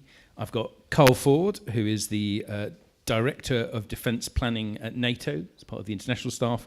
And Robbie Boyd, who's another one of our senior associate fellows, over 25 years in military and security issues, and I have specifically recruited him to be a bit of a disruptor today. So each of us will talk for around 5 minutes on some of the questions that have come up and are in the agenda. We'll have a bit of a discussion, and then we'll move into Q&A, and of course this is all on the record and being live streamed at the moment. And what I will do is essentially begin with the issue that is very much the start point for a lot of the broader discussion that we're having on Russia, which is Ukraine and the current state of the battlefield. Now, at the moment, essentially our judgment, or at least the RUSI team, is that the Ukrainian counteroffensive of 2023 fell far short of expectations, and while some territory was retaken, Ukrainian forces were not able to make a significant breakthrough and expended considerable resources attempting to do so. They weren't able to effectively coordinate the kind of large numbers of forces and capabilities necessary to penetrate Russian defences and then exploit any advances. And so their posture for 2024 will probably have to be much more of a defensive one. In the meanwhile, the Russians have begun their own series of operations, actually also with quite limited progress and very high casualties. But they have taken the area around Avdiivka in Donetsk Oblast. And overall, the war on the ground in Ukraine, really for the past year, has been a much more slow-moving, grinding, less dynamic affair than we saw in 2022, largely being fought by units operating in smaller and uncoordinated fashion. Now, although considerable attention has been paid to the use of drones, both for surveillance and to strike targets, the majority of casualties are still being caused by artillery, either striking entrenched troops or those who have been spotted whilst attempting to manoeuvre and are out in the open. Now, Ukrainian innovation elsewhere, both in the air campaign and at sea, has seen some successes. So the destruction of some Russian airborne surveillance aircraft and the Ukrainian ability to conduct, if you like, ambushes of Russian jets bombing Ukrainian positions shows that the Ukrainians can still contest Russian control of the air. And at sea, a successful use of a combination of Western-supplied cruise missiles along with air and maritime drones has rendered Sevastopol essentially, or almost, unusable as a base of operations for the Black Sea Fleet, and pushed it back to Russian ports further east. Exports from Ukrainian ports are now flowing again, and combined with a series of successful strikes and sabotage operations against Russian military and energy targets across the border in Russia, some over 1,000 miles away, the Ukrainians retain the ability to threaten a range of Russian forces and their supporting infrastructure. Now, obviously that sounds kind of quite positive. There is a challenge, though, which is none of those operations are a substitute for success along the front line, nor do we see signs that they've inflicted enough disruption and damage to prevent the Russians launching their own ground operations. So looking ahead, 2024, in some respects, is likely to be a mirror image of 2023, with Russian offensive operations attempting to break through Ukrainian defences to expand Russian control of at least the Donbass, as well as shore up their control and presence in Crimea. And that's going to take place alongside continued long-range strikes against Kyiv and other population centres and their critical infrastructure. Russian military forces deployed in Ukraine have increased in size to probably just under, or just over, 500,000. And their mobilisation efforts mean that they can probably sustain this throughout the year, even in the face of high casualties. And their expanded domestic production, as well as obviously quite public support from partners like North Korea and Iran, means they'll probably have access to around 4 million rounds of varying types of artillery ammunition required for operations over the next year. Meanwhile, Ukraine faces challenges in personnel numbers, given the heavy losses, particularly amongst infantry, it suffered over the last year, as well as putting in place sufficient fortifications and defences, and the question of their stocks of ammunition. So in some areas, this isn't uniform, Russian artillery is outmatching by volume of fire the Ukrainians by 5 or 6 to 1. Long-range Russian strikes against civilian infrastructure targets are stretching Ukrainian air defences, and the drone battle across the front line involves a constant evolution in tactics and technology, especially given jamming efforts by both sides and sometimes interfering with their own systems. Now, Ukrainian requirements from the West, particularly the US, focus heavily on things like shells for artillery, 155 millimeters, air defense systems and the missiles to go in them, and electronic warfare systems. Now, the failure to put in place extensive defences or replenish stocks of those above weapons and systems, and to mobilise and train, particularly in combined arms, sufficient personnel to replace losses from last year would mean that not only is Ukraine on the defensive, but it actually would lose the initiative and be vulnerable to Russian mass, which allows them to test Ukrainian defences all the way along the front line, essentially the full length of the front, even if the Ukrainians can inflict huge casualties on Russian forces. Now, for the Ukrainians, all is not yet lost. What our analysis shows that in terms of materiel, the boost to Russian ammunition stocks is largely over the next 12 months. So Russian production will fall far short of meeting targets beyond 2025. Similarly, a lot of what they've done in terms of bringing equipment out of storage and the refurbishment of their equipment and replacement of artillery barrels will be an issue by the middle to the end of next year. So if the Ukrainians can be supplied with sufficient stocks to at least be able to hold most of their current territory for 2024 and can mobilise more personnel such that they can pull other units off the front line to train them, then they can begin to think about their own repeat attempt at a counteroffensive, probably in 2025. Now, we're months past the optimum point for that sort of support, so we're already at a moment of significant threat, the kind of the window of Russian opportunity, but a resurgence of Western support could still make a difference to the situation over the year and going into 2025. So with that sort of picture in terms of the battlefield, I'll hand over to Nati to talk about kind of the Russian perspective and the broader threat posed by Russian activities. Thank you very much, Matthew. It's a great pleasure to be a part of this discussion.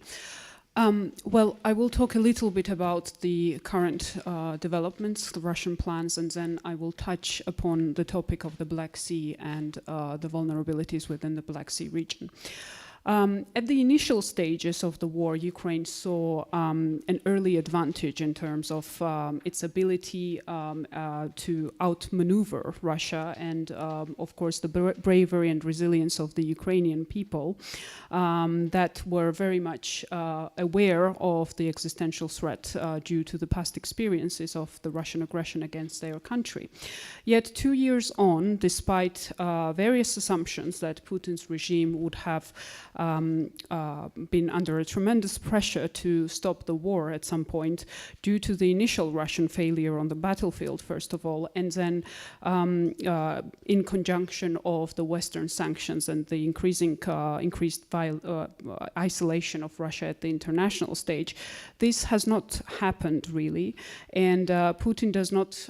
There is no indication that Putin intends to stop the war in the foreseeable future. Quite the contrary. When he celebrated his so-called victory in the Russian elections couple of weeks ago, he made it very clear that the plan is the same. The objectives have not changed, and more so, Putin now believes that there is certain momentum on Russia's side due to the upcoming elections in the West and primarily in the US, with the potential victory of Donald Trump in the US elections. And of course the overall so-called Ukraine fatigue. Putin believes that he can outlast the West and eventually achieve Russian victory in Ukraine, which of course poses the danger, and the challenge is huge when it comes to not just Ukraine, but the overall Black Sea region and the European security as well. While despite Western sanctions, Russia has demonstrated some degree of adaptability in terms of its defense industrial complex. Russia is devoting an estimated 7.5% of its GDP to military spending, which is the highest proportion since the Cold War. Russian artillery factories are now operating in triple shift pattern with around 7 million Russians now working in the defense sector. While Ukraine is struggling with the shortage of ammunition and manpower on the front lines, Russia is committed to bolstering its military capabilities by planning to produce 3 times more artillery munitions in 2024 than the US and Europe. So Putin has, in a way, succeeded in moving and adapting the Russian economy into the war footing, and authoritarian regimes such as North Korea and Iran are supplying Russia with large quantities of drone technologies and artillery shells. These supplies are enabling Russia to maintain significant artillery advantage and carry on terrorizing Ukrainian citizens and shelling the civilian infrastructure. Moscow has also increased trade with China that has enabled Russia to acquire dual-use technologies that it is no longer able to acquire from the West. And in terms of adaptability, the process has been slow, as the Russian military demonstrated that, but still the Russian military demonstrated that it is able to learn some lessons, systematize them, and adapt. Over time, we have been seeing that Russia has been able to rearrange its tactics, which has reduced the effectiveness of the Ukrainian counteroffensive. Despite this adaptability, Ukrainians have also been becoming better at adapting. For example, Ukraine had developed an effective maritime strike capability, effectively using maritime drones that is shaping the war in the Black Sea. However, this poses other challenges and threats in the Black Sea. And when we look at the wider perspective, for example, now there is much conversation about the planned naval base in Abkhazia and Georgia's occupied region, which has been announced a couple of months ago. And the current satellite imagery shows that Russians have already undergoing some works in the occupied region of Georgia. And this, of course, threatens the region, the long-term poses long-term challenges for the region. And this is, of course, a major threat for Georgia's security, because as we know, 20% of the territories are already under Russian occupation, and there is Russia obtains currently significant tools to escalate the conflict in the region. Another important country in terms of vulnerabilities and challenges is Moldova, where we see increased disinformation and increased pressure from the Russian side. And I think if we generalize, both Moldova and Georgia are very much under heavy pressure in terms of the Russian influence in country. and increased anti-NATO disinformation, which is stressing and basically repeating the Kremlin narratives that it is due to Ukraine's NATO aspirations that currently Ukraine is under war. And eventually what they want to achieve is to decrease the popular support, which currently in Georgia is quite high in terms of the Georgia's membership into NATO, which is more than 75%. And same is done in Moldova within the context of the European integration. And of course, the candidacy status that both countries have managed to succeed and acquire recently is a major challenge seen by Moscow, and they do their best in terms of exerting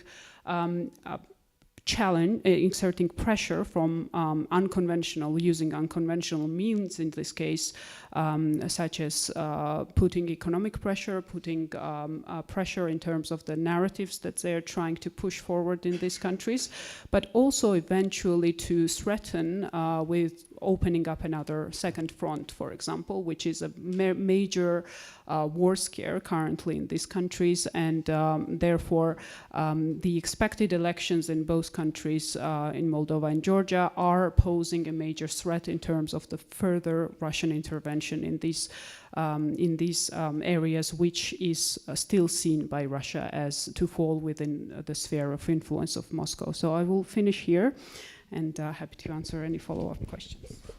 Brilliant. Well, before that, I'll actually then go over to Gareth and then Carl as the kind of the if you like the double act in terms of the NATO response to kind of Russian activity, policy, operations, reconfiguration of capabilities and coordination across the alliance. Over to you, gentlemen. Thanks very much, Matthew. And I guess I'll start by characterising the sort of the overall theme of the message as good progress, but more to do.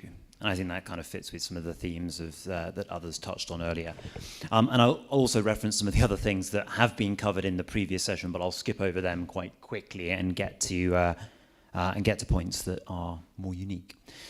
So I think it is safe to say, as just been set out, that the global security situation is more complex, dangerous and competitive than it has been. And as the Foreign Secretary said at Davos, Putin's invasion of Ukraine really does represent a generational challenge. But 75 years on, NATO is stronger, more united, and more relevant than ever before. And it's NATO that is stepping up to face that challenge. Allies are stepping up to share the burden, allies are transforming, and we're also investing in defence production. So on stepping up to share the burden, I won't rehearse the points that were made earlier by Ingrid, but this is 2023 is the 9th consecutive year of increased defence investment across Europe. And allies are now investing in Europe a combined 2% of their GDP for the first time. And this is fantastic news. We are obviously targeting greater defence expenditure across the alliance, 2% the ceiling, not the floor. And it is really important that all allies have those credible plans to achieve that as soon as possible. And that's because of all the things that we have to do. That's because of all the things we are doing to transform and then invest. And last year's summit in Vilnius really did see allies agree to the biggest transformation of NATO's readiness since the Cold War. That's more forward deployed capabilities. That's more pre-positioned equipment, new high readiness forces, upgraded defense plans integrated with national plans, and a command and force structure that allows us to deter, defend across the full spectrum of capabilities. And of course, the integration of Sweden and Finland into these plans and structures only makes NATO stronger. And we're demonstrating our ability to execute these plans through the largest series of NATO's exercises in decades, as Ingrid said, since the Cold War. And in that, the UK providing 20,000 of a total 90,000 personnel. So a significant contribution for the UK as well, putting money where our mouth is. Now, Carl will be best placed to cover some of the detail on the NATO side, but the UK's approach to these plans always has been and remains NATO by design, national by exception. And as such, the UK has committed almost all of our armed forces and military capabilities to the alliance under the NATO force model. And of course, allies are also focusing on transformation through activities such as Diana, the Defence Innovation Accelerator for the North Atlantic, and the NATO Innovation Fund. And these are, again, examples of the allies putting money and time where the rhetoric is. So this is really, really important demonstration of activity, not just rhetoric. But allies are also investing in defence production. But we need to do a lot more.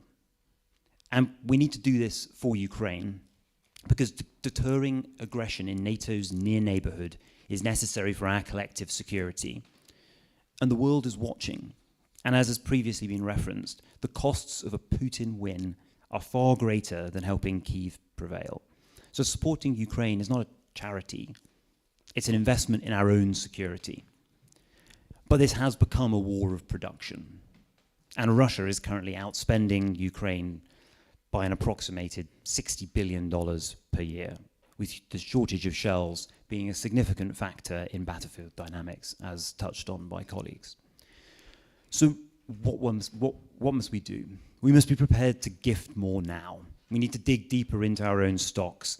We need to acquire from the international marketplace. And as has been previously mentioned, the Czech initiative and also the UK-led International Fund for Ukraine also looking to push these initiatives forward. But we must also help Ukraine refurbish, refit and rebuild their own equipment. So we need to support the development of their capabilities in Ukraine. And we need to invest more to stimulate production for the medium term. We need to get our industries onto a footing that reflects the security situation. And we need to increase the pace. And this has to be a partnership between governments and industry. It's not something that can be done alone. And as I said to start with, this isn't really just about Ukraine. This really is about NATO. Russia's illegal war in Ukraine really has demonstrated the hard realities of a war in Europe. We need more. We need more ammunition. We need more stockpiles. We need all of this to assure NATO's conventional deterrence. Our investments in helping Ukraine today will also help us achieve those objectives. And what does this mean in practice? This means more multi-year, multinational procurements, setting a clear demand signal for industry so that we can collectively maximize our vastly significant economic and industrial strengths. This means implementing NATO's Defence Production Action Plan to aggregate demand and address industrial capacity issues. And as part of this, the UK is leading a series of multinational procurement initiatives to increase defence industrial capacity, specifically for missiles and general munitions, that all-important 155. But fundamentally, we must all work together to reinforce our interlinked defence industries, rather than fragment them.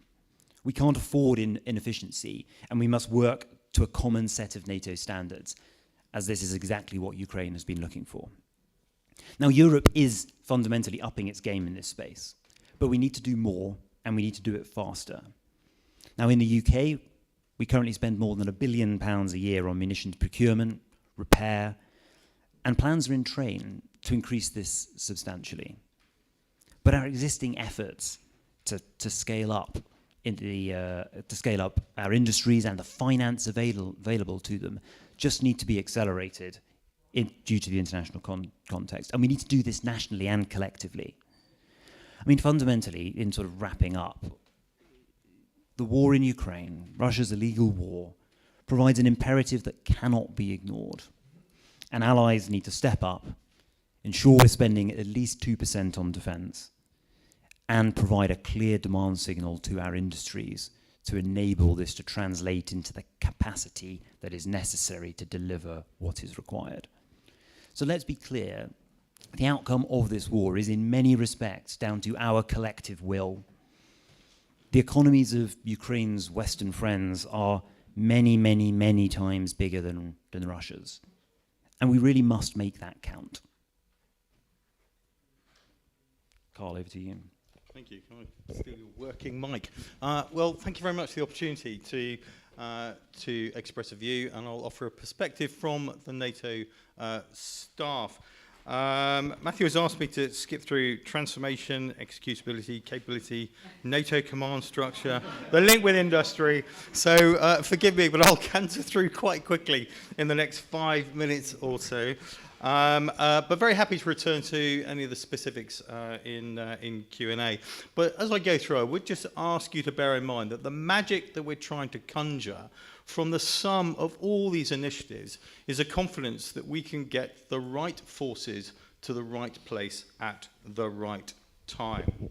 I would just start by recalling, though, of course, that it was as far back as 2014, indeed the first year that Jens Stoltenberg took over as the Secretary General, that the alliance started on this adaptation journey in response to Russia's annexation of Crimea. That response was clear, but of course it was calibrated. We did strengthen our forward posture. We established what was known as enhanced forward presence at the time. We did acknowledge the multi-domain nature of warfare. We acknowledged the importance of space and cyber. We developed what were known as response plans, specifically for the collective defence of allies. And of course, we started the defence spending conversation back with formulation of the Defence Investment Pledge. But of course, it was February 22 that changed the alliance most profoundly, and indeed was the most significant turning point, I would argue, in the trajectory of the alliance for the last 30 years. So what have we done really since then? Well, firstly, I would argue that I believe we are on a really positive trajectory. Of course, we've already mentioned the accession of Sweden and Finland. Those two allies bring not only enhanced capability to the alliance, they bring a geographic coherence, they bring an insight and understanding of Russia that is unique to the alliance, and I genuinely believe that we are stronger together with the addition of both allies.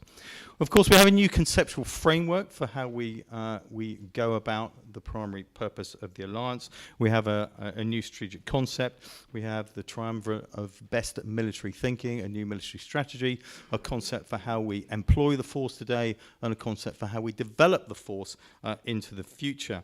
And what that has birthed is a new set of plans that, of course, you've heard much about.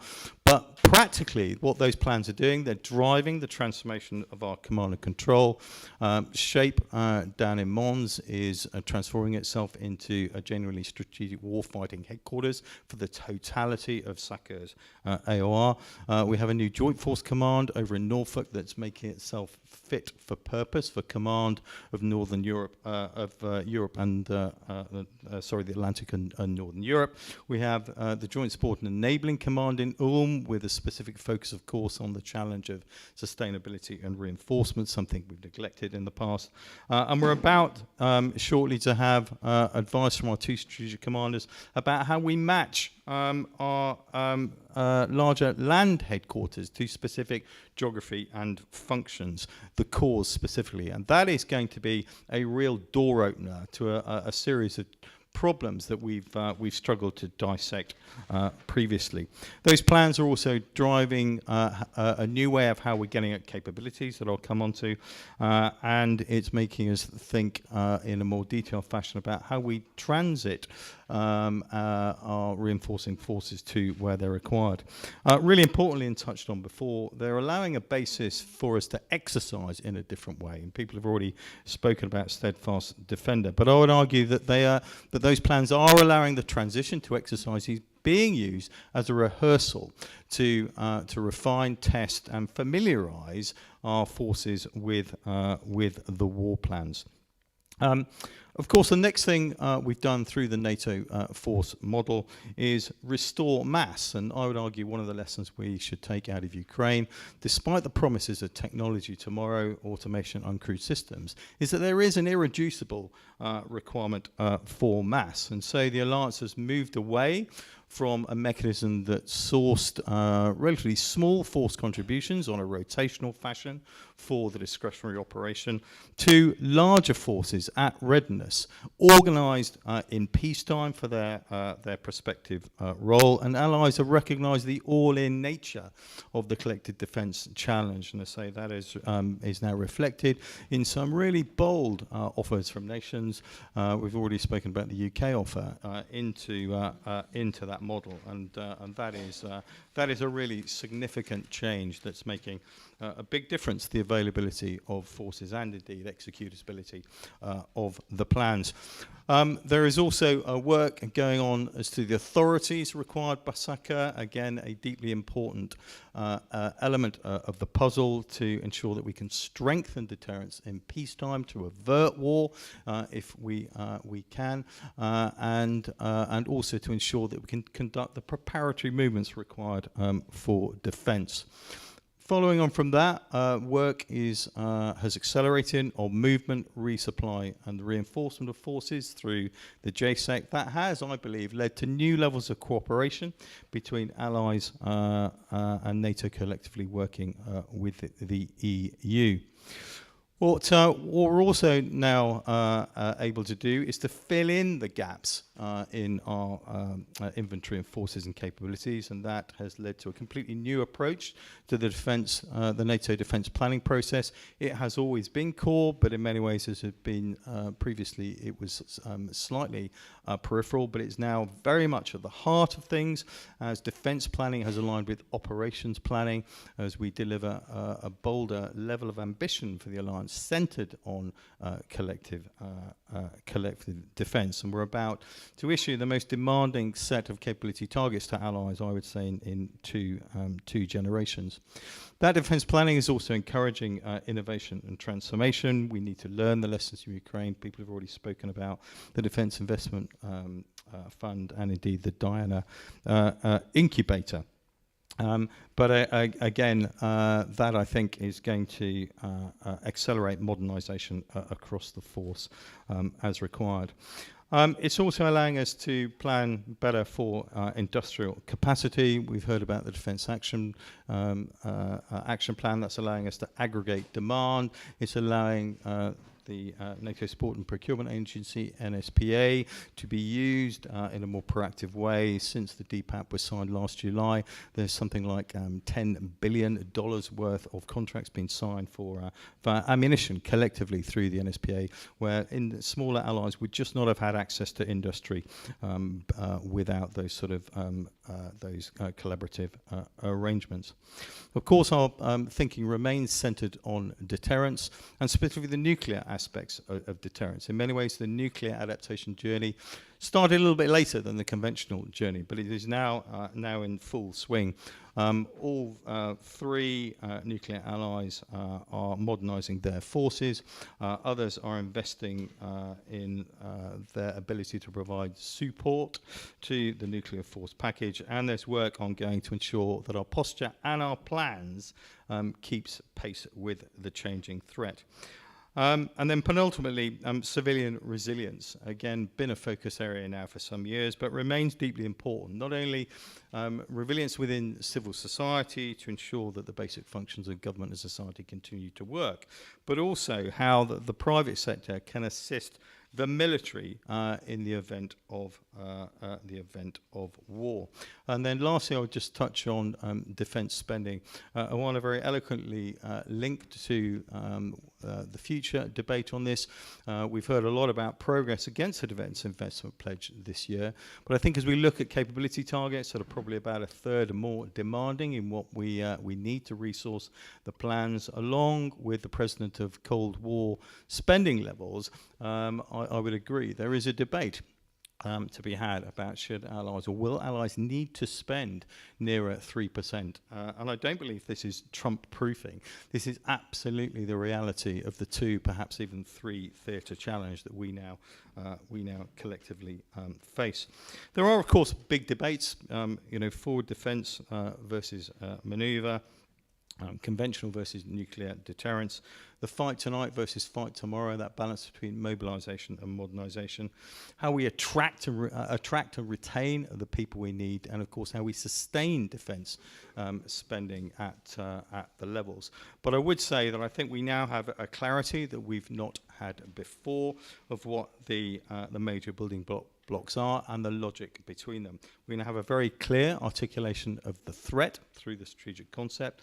Threat has allowed us to develop plans. Plans has allowed us to define the requirements for capability.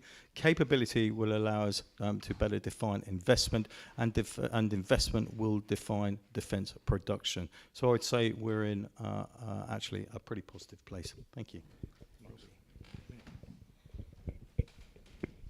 Great. Are we on? Brilliant.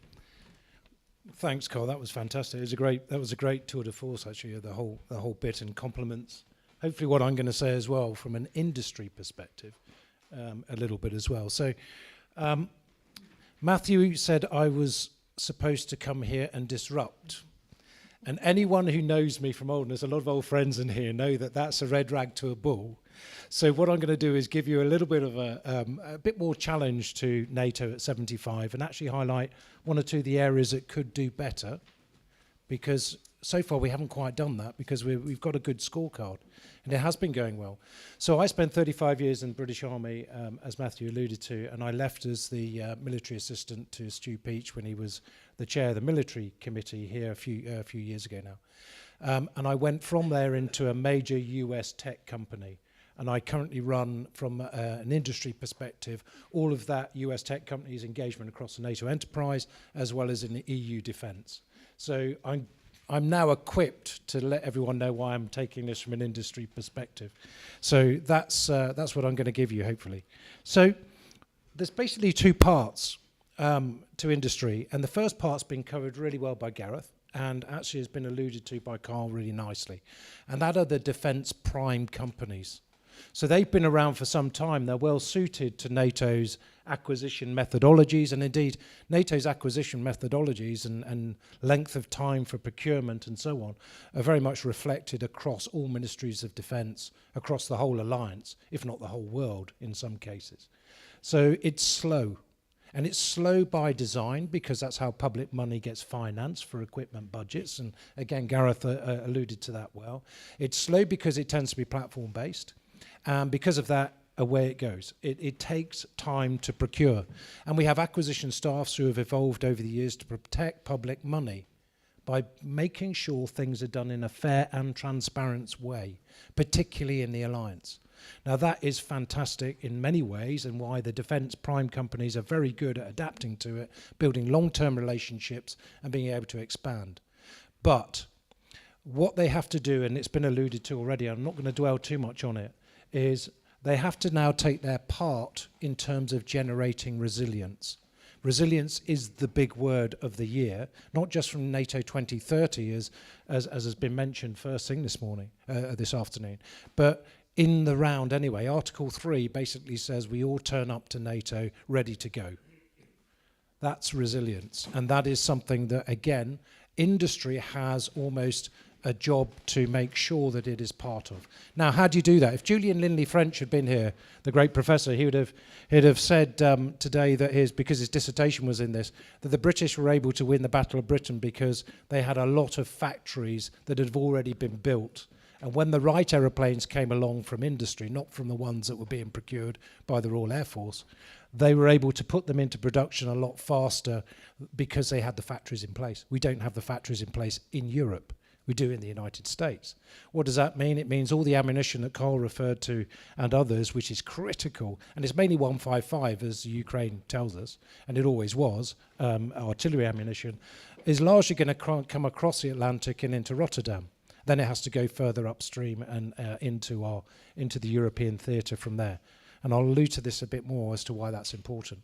But we've got to ramp up here, and Rheinmetall are a good example of a company that started to do that, and in terms of industry terms are being rewarded as their share price is going fourfold already because they're being seen to do that and being seen to build those factories. But what it means for us is it means you have to pay the industry, the industry that's there, more money now so that they can build those bigger factories and more capacity. Simple as that.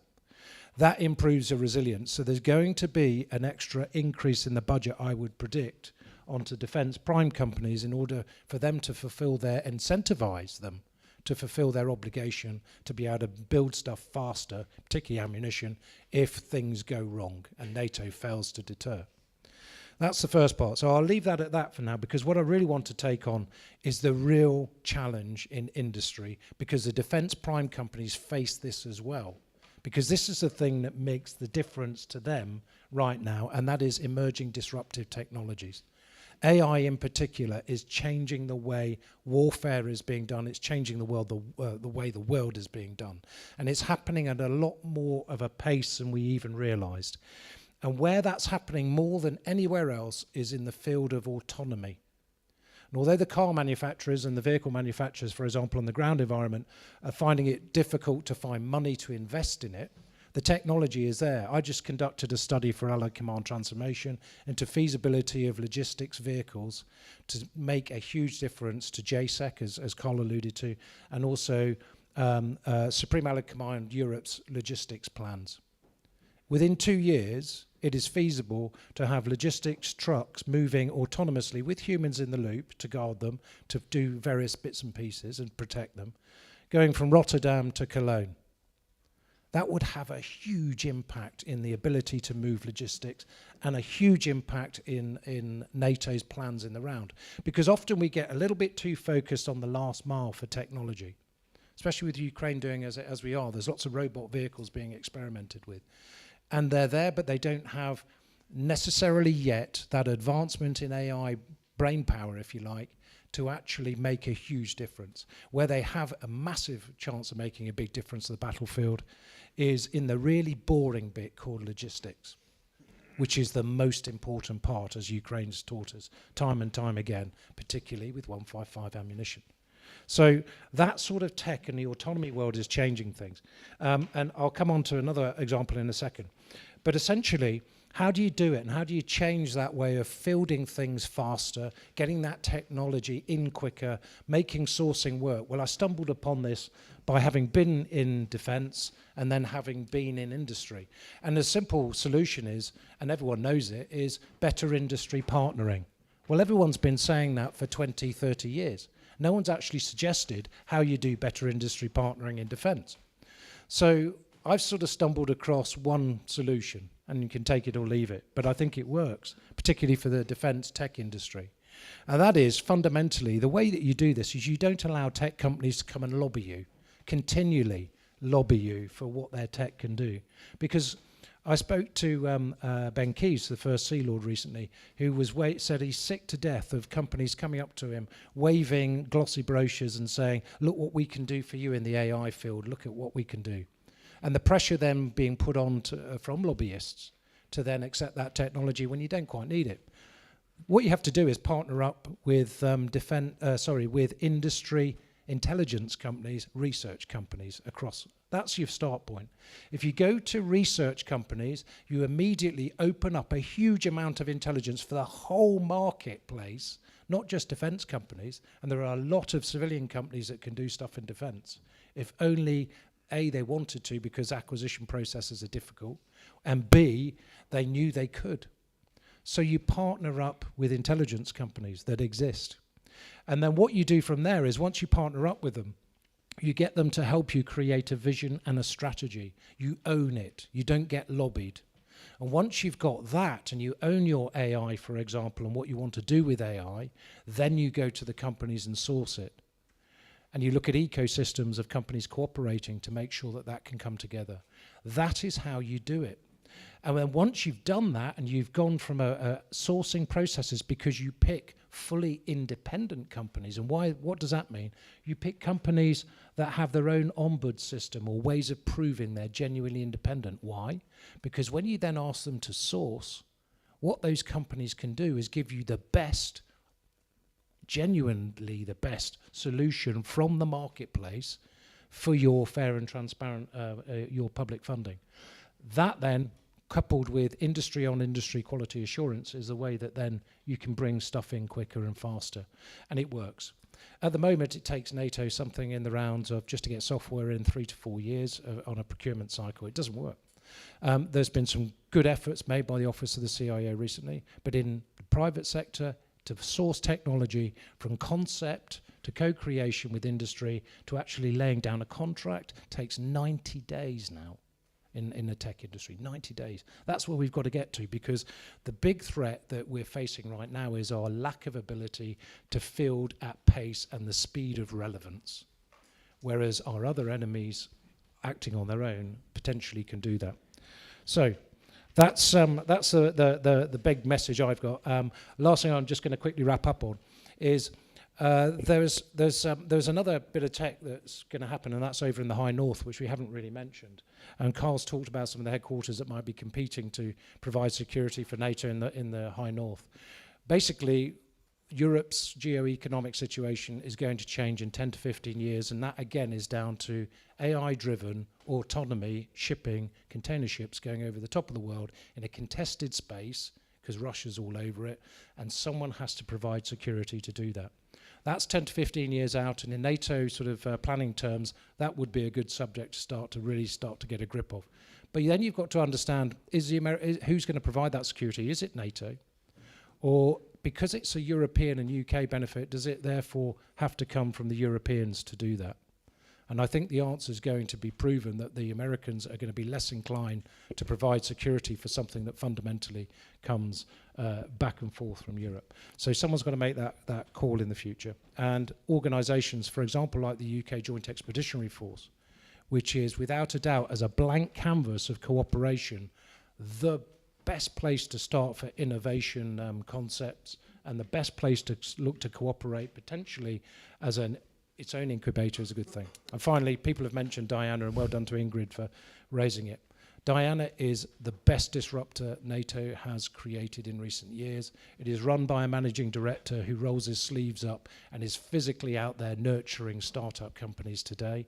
What needs to happen next is it needs to understand not the civilian ecosystem of innovation, but the military one. And the reason for that is because once it understands the military ecosystem, it can take those startups, add military trials and development from every single ally who should jump into this, as well as NATO's own innovation setup. And that produces, as Carl was saying, military capability at the speed of relevance as fast as we can. And that, thank you, Matthew, is my final thank you. point. We've run slightly, substantially over long, and I think Lord Cameron is in the building, so we are living from minute to minute. Therefore, I will completely forego chair's privilege and go straight to perhaps one or two quick questions. Essentially, please do state name and affiliation, ask a question, and if you've got it to direct someone, please do say so. I'm sorry to interrupt, but No questions then. That's it. Okay, off you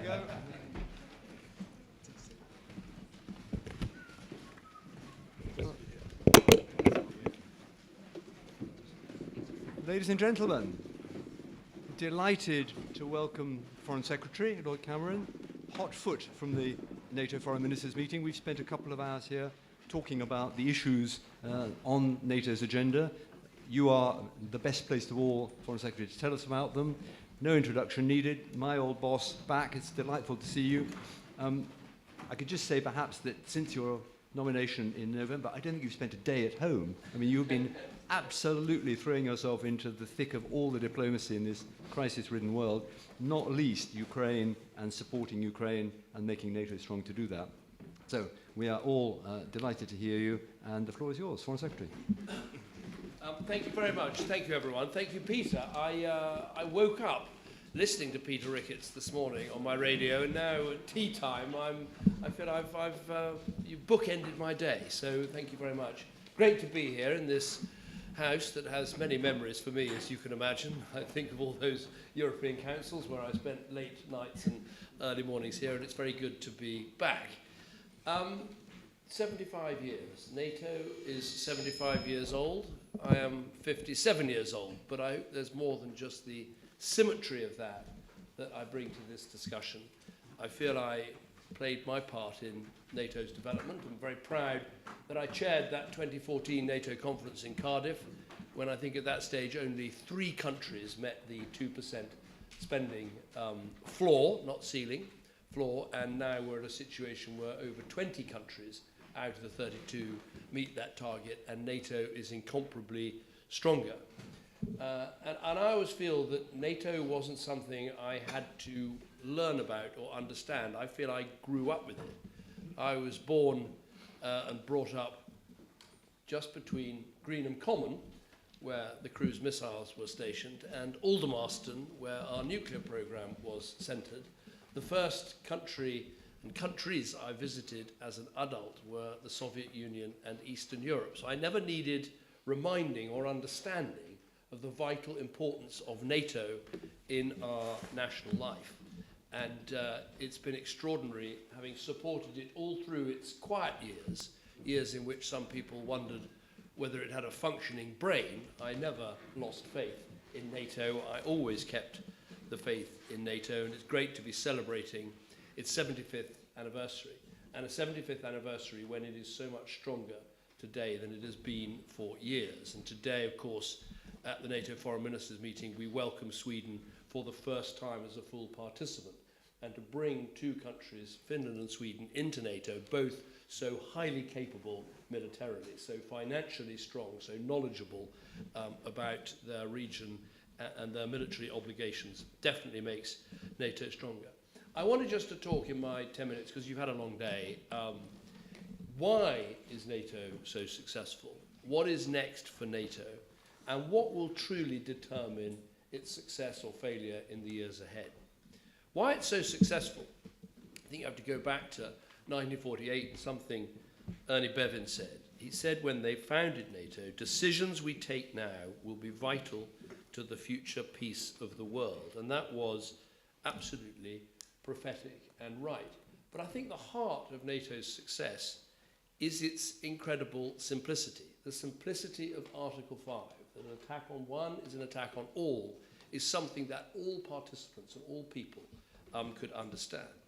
And of course, it was combined with that sense when it was founded of a clear and growing threat.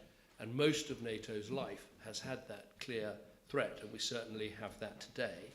And its success has been based on its continued expansion. What is next for NATO?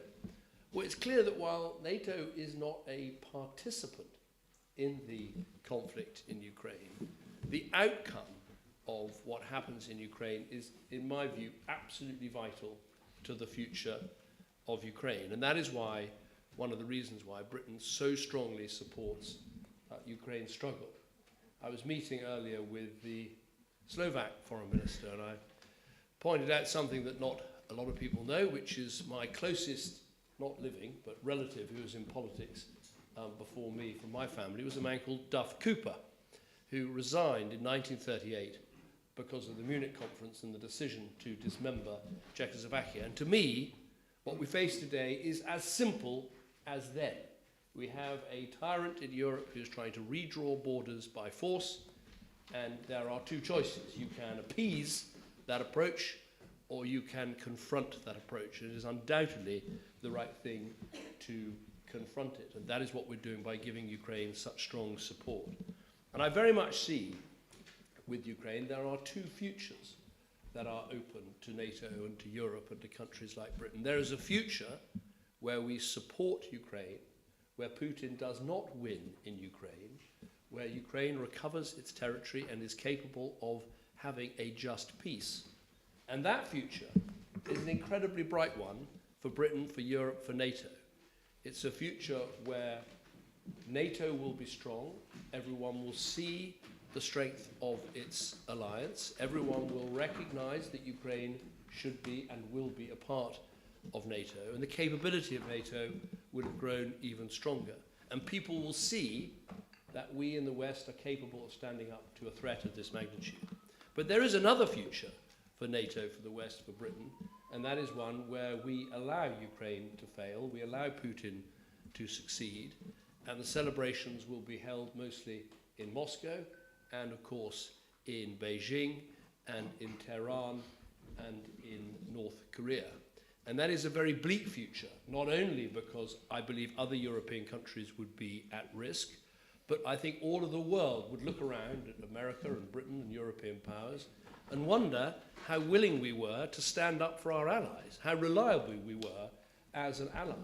And even the absolute key to NATO of Article 5, allies in Europe would start looking to each other and wondering how much they could really trust each other when they said they were going to stand up for each other and stand by and oppose aggression.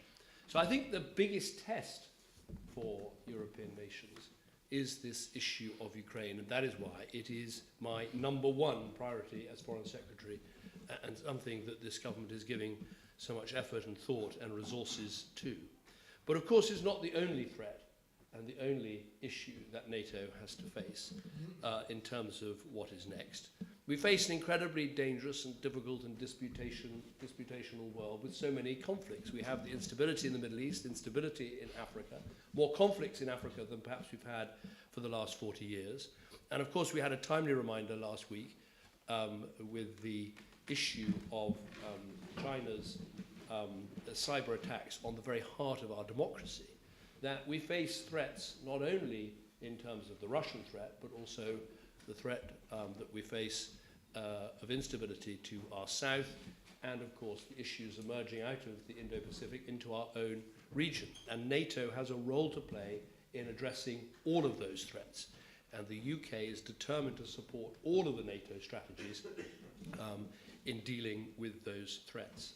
Final point I wanted to make is what will determine the success or failure of NATO in the future. Now, of course, there's some very simple, Treasury-like technical answers to that. I think the success will depend on more and more countries reaching 2%, or more countries seeing 2% as a floor and not a ceiling, and we see such great progress there. A large part of the answer will be how capable NATO is of modernizing all our armed forces and making sure their compatibility, their interoperability. A lot of NATO's success will depend on when we make Ukraine a member, and what a capable member with such professional and capable armed forces as we have seen. But I would say the biggest determinant of success or failure goes back to what I said right at the start, which is that I grew up believing in NATO because it had a relevance to my life. If you came of age politically in the 1980s, you could see the importance of the solidarity that NATO brought. You could see the importance of the strong defence that kept Europe and Britain safe. But can we actually say that about future generations who haven't grown up with that knowledge but have grown up in a different situation? And I think we have to win the argument for NATO all over again with a new generation, a generation that can see, yes, look at the threat that Ukraine has faced from Russia. But I think we need to go back to a more foundational argument, which is this, that fundamentally the greatness of NATO is it allows countries to choose their own future. When I look at my colleagues from Latvia, Lithuania, Estonia, when I look at Radek Sikorski from Poland, when I look at people whose countries chose to join NATO after the fall of the Iron Curtain, NATO membership is really what gave them the ability to make a choice about the sort of country they would be and the sort of values they would follow. And I think that is an incredibly strong values-based argument that a younger generation can understand and see. I'll just give you one figure to back it up. When the Iron Curtain fell and Poland recovered its ability to govern itself effectively, its economy was 3 times the size of that of Belarus. Today, its economy is 10 times the size of Belarus. There's no reason, if you think about it, why Ukraine is many times poorer than Poland. Very similar countries, very similar parts of the world. And it's this ability that NATO gives to allow countries to choose to be democracies, to choose to have rights, to choose to have the rule of law, to choose to adopt an open market trading system and form those sorts of relations with other countries. That is the argument I think we need to make today. That is the argument that can help us win all over again the backing for NATO that it will need as we ask our publics to fund and to support defence budgets and NATO budgets, as we ask NATO to do more, not just in supporting what we're doing in Ukraine, but also supporting what we need to do in a more unstable and more unsafe world. So I feel more confident as a 57-year-old supporting a 75-year-old that I'm backing a winner. It's been a winner. It's been the most successful defensive alliance in the history of the world. And if we back it financially and back it in its expansion, but also back it with this values-based argument, there's no reason it won't have another 75 years of extraordinary success. Thank you very much.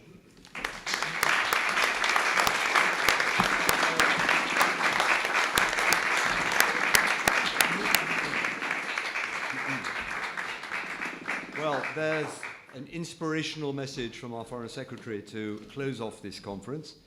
Let me, while I've still got him, say a big thank you to David and to the entire team of UCDEL, Ingrid, Claire, and everyone who've made this possible, with the FCDO team in London. Also RUSI staff, both from London and our small RUSI Europe office, beautifully positioned just around the corner from here, and I hope very much at the center of the think tank world here. Let me put a quick plug in for another NATO RUSI conference we're going to hold before the Washington summit, looking more at the history of NATO, why we are where we are now, further details to follow on that. And otherwise, once again, thank you to everybody for coming, and I'm glad we got the Foreign Secretary and got a real feel from the front line as to what's been going on. Thanks all very much indeed.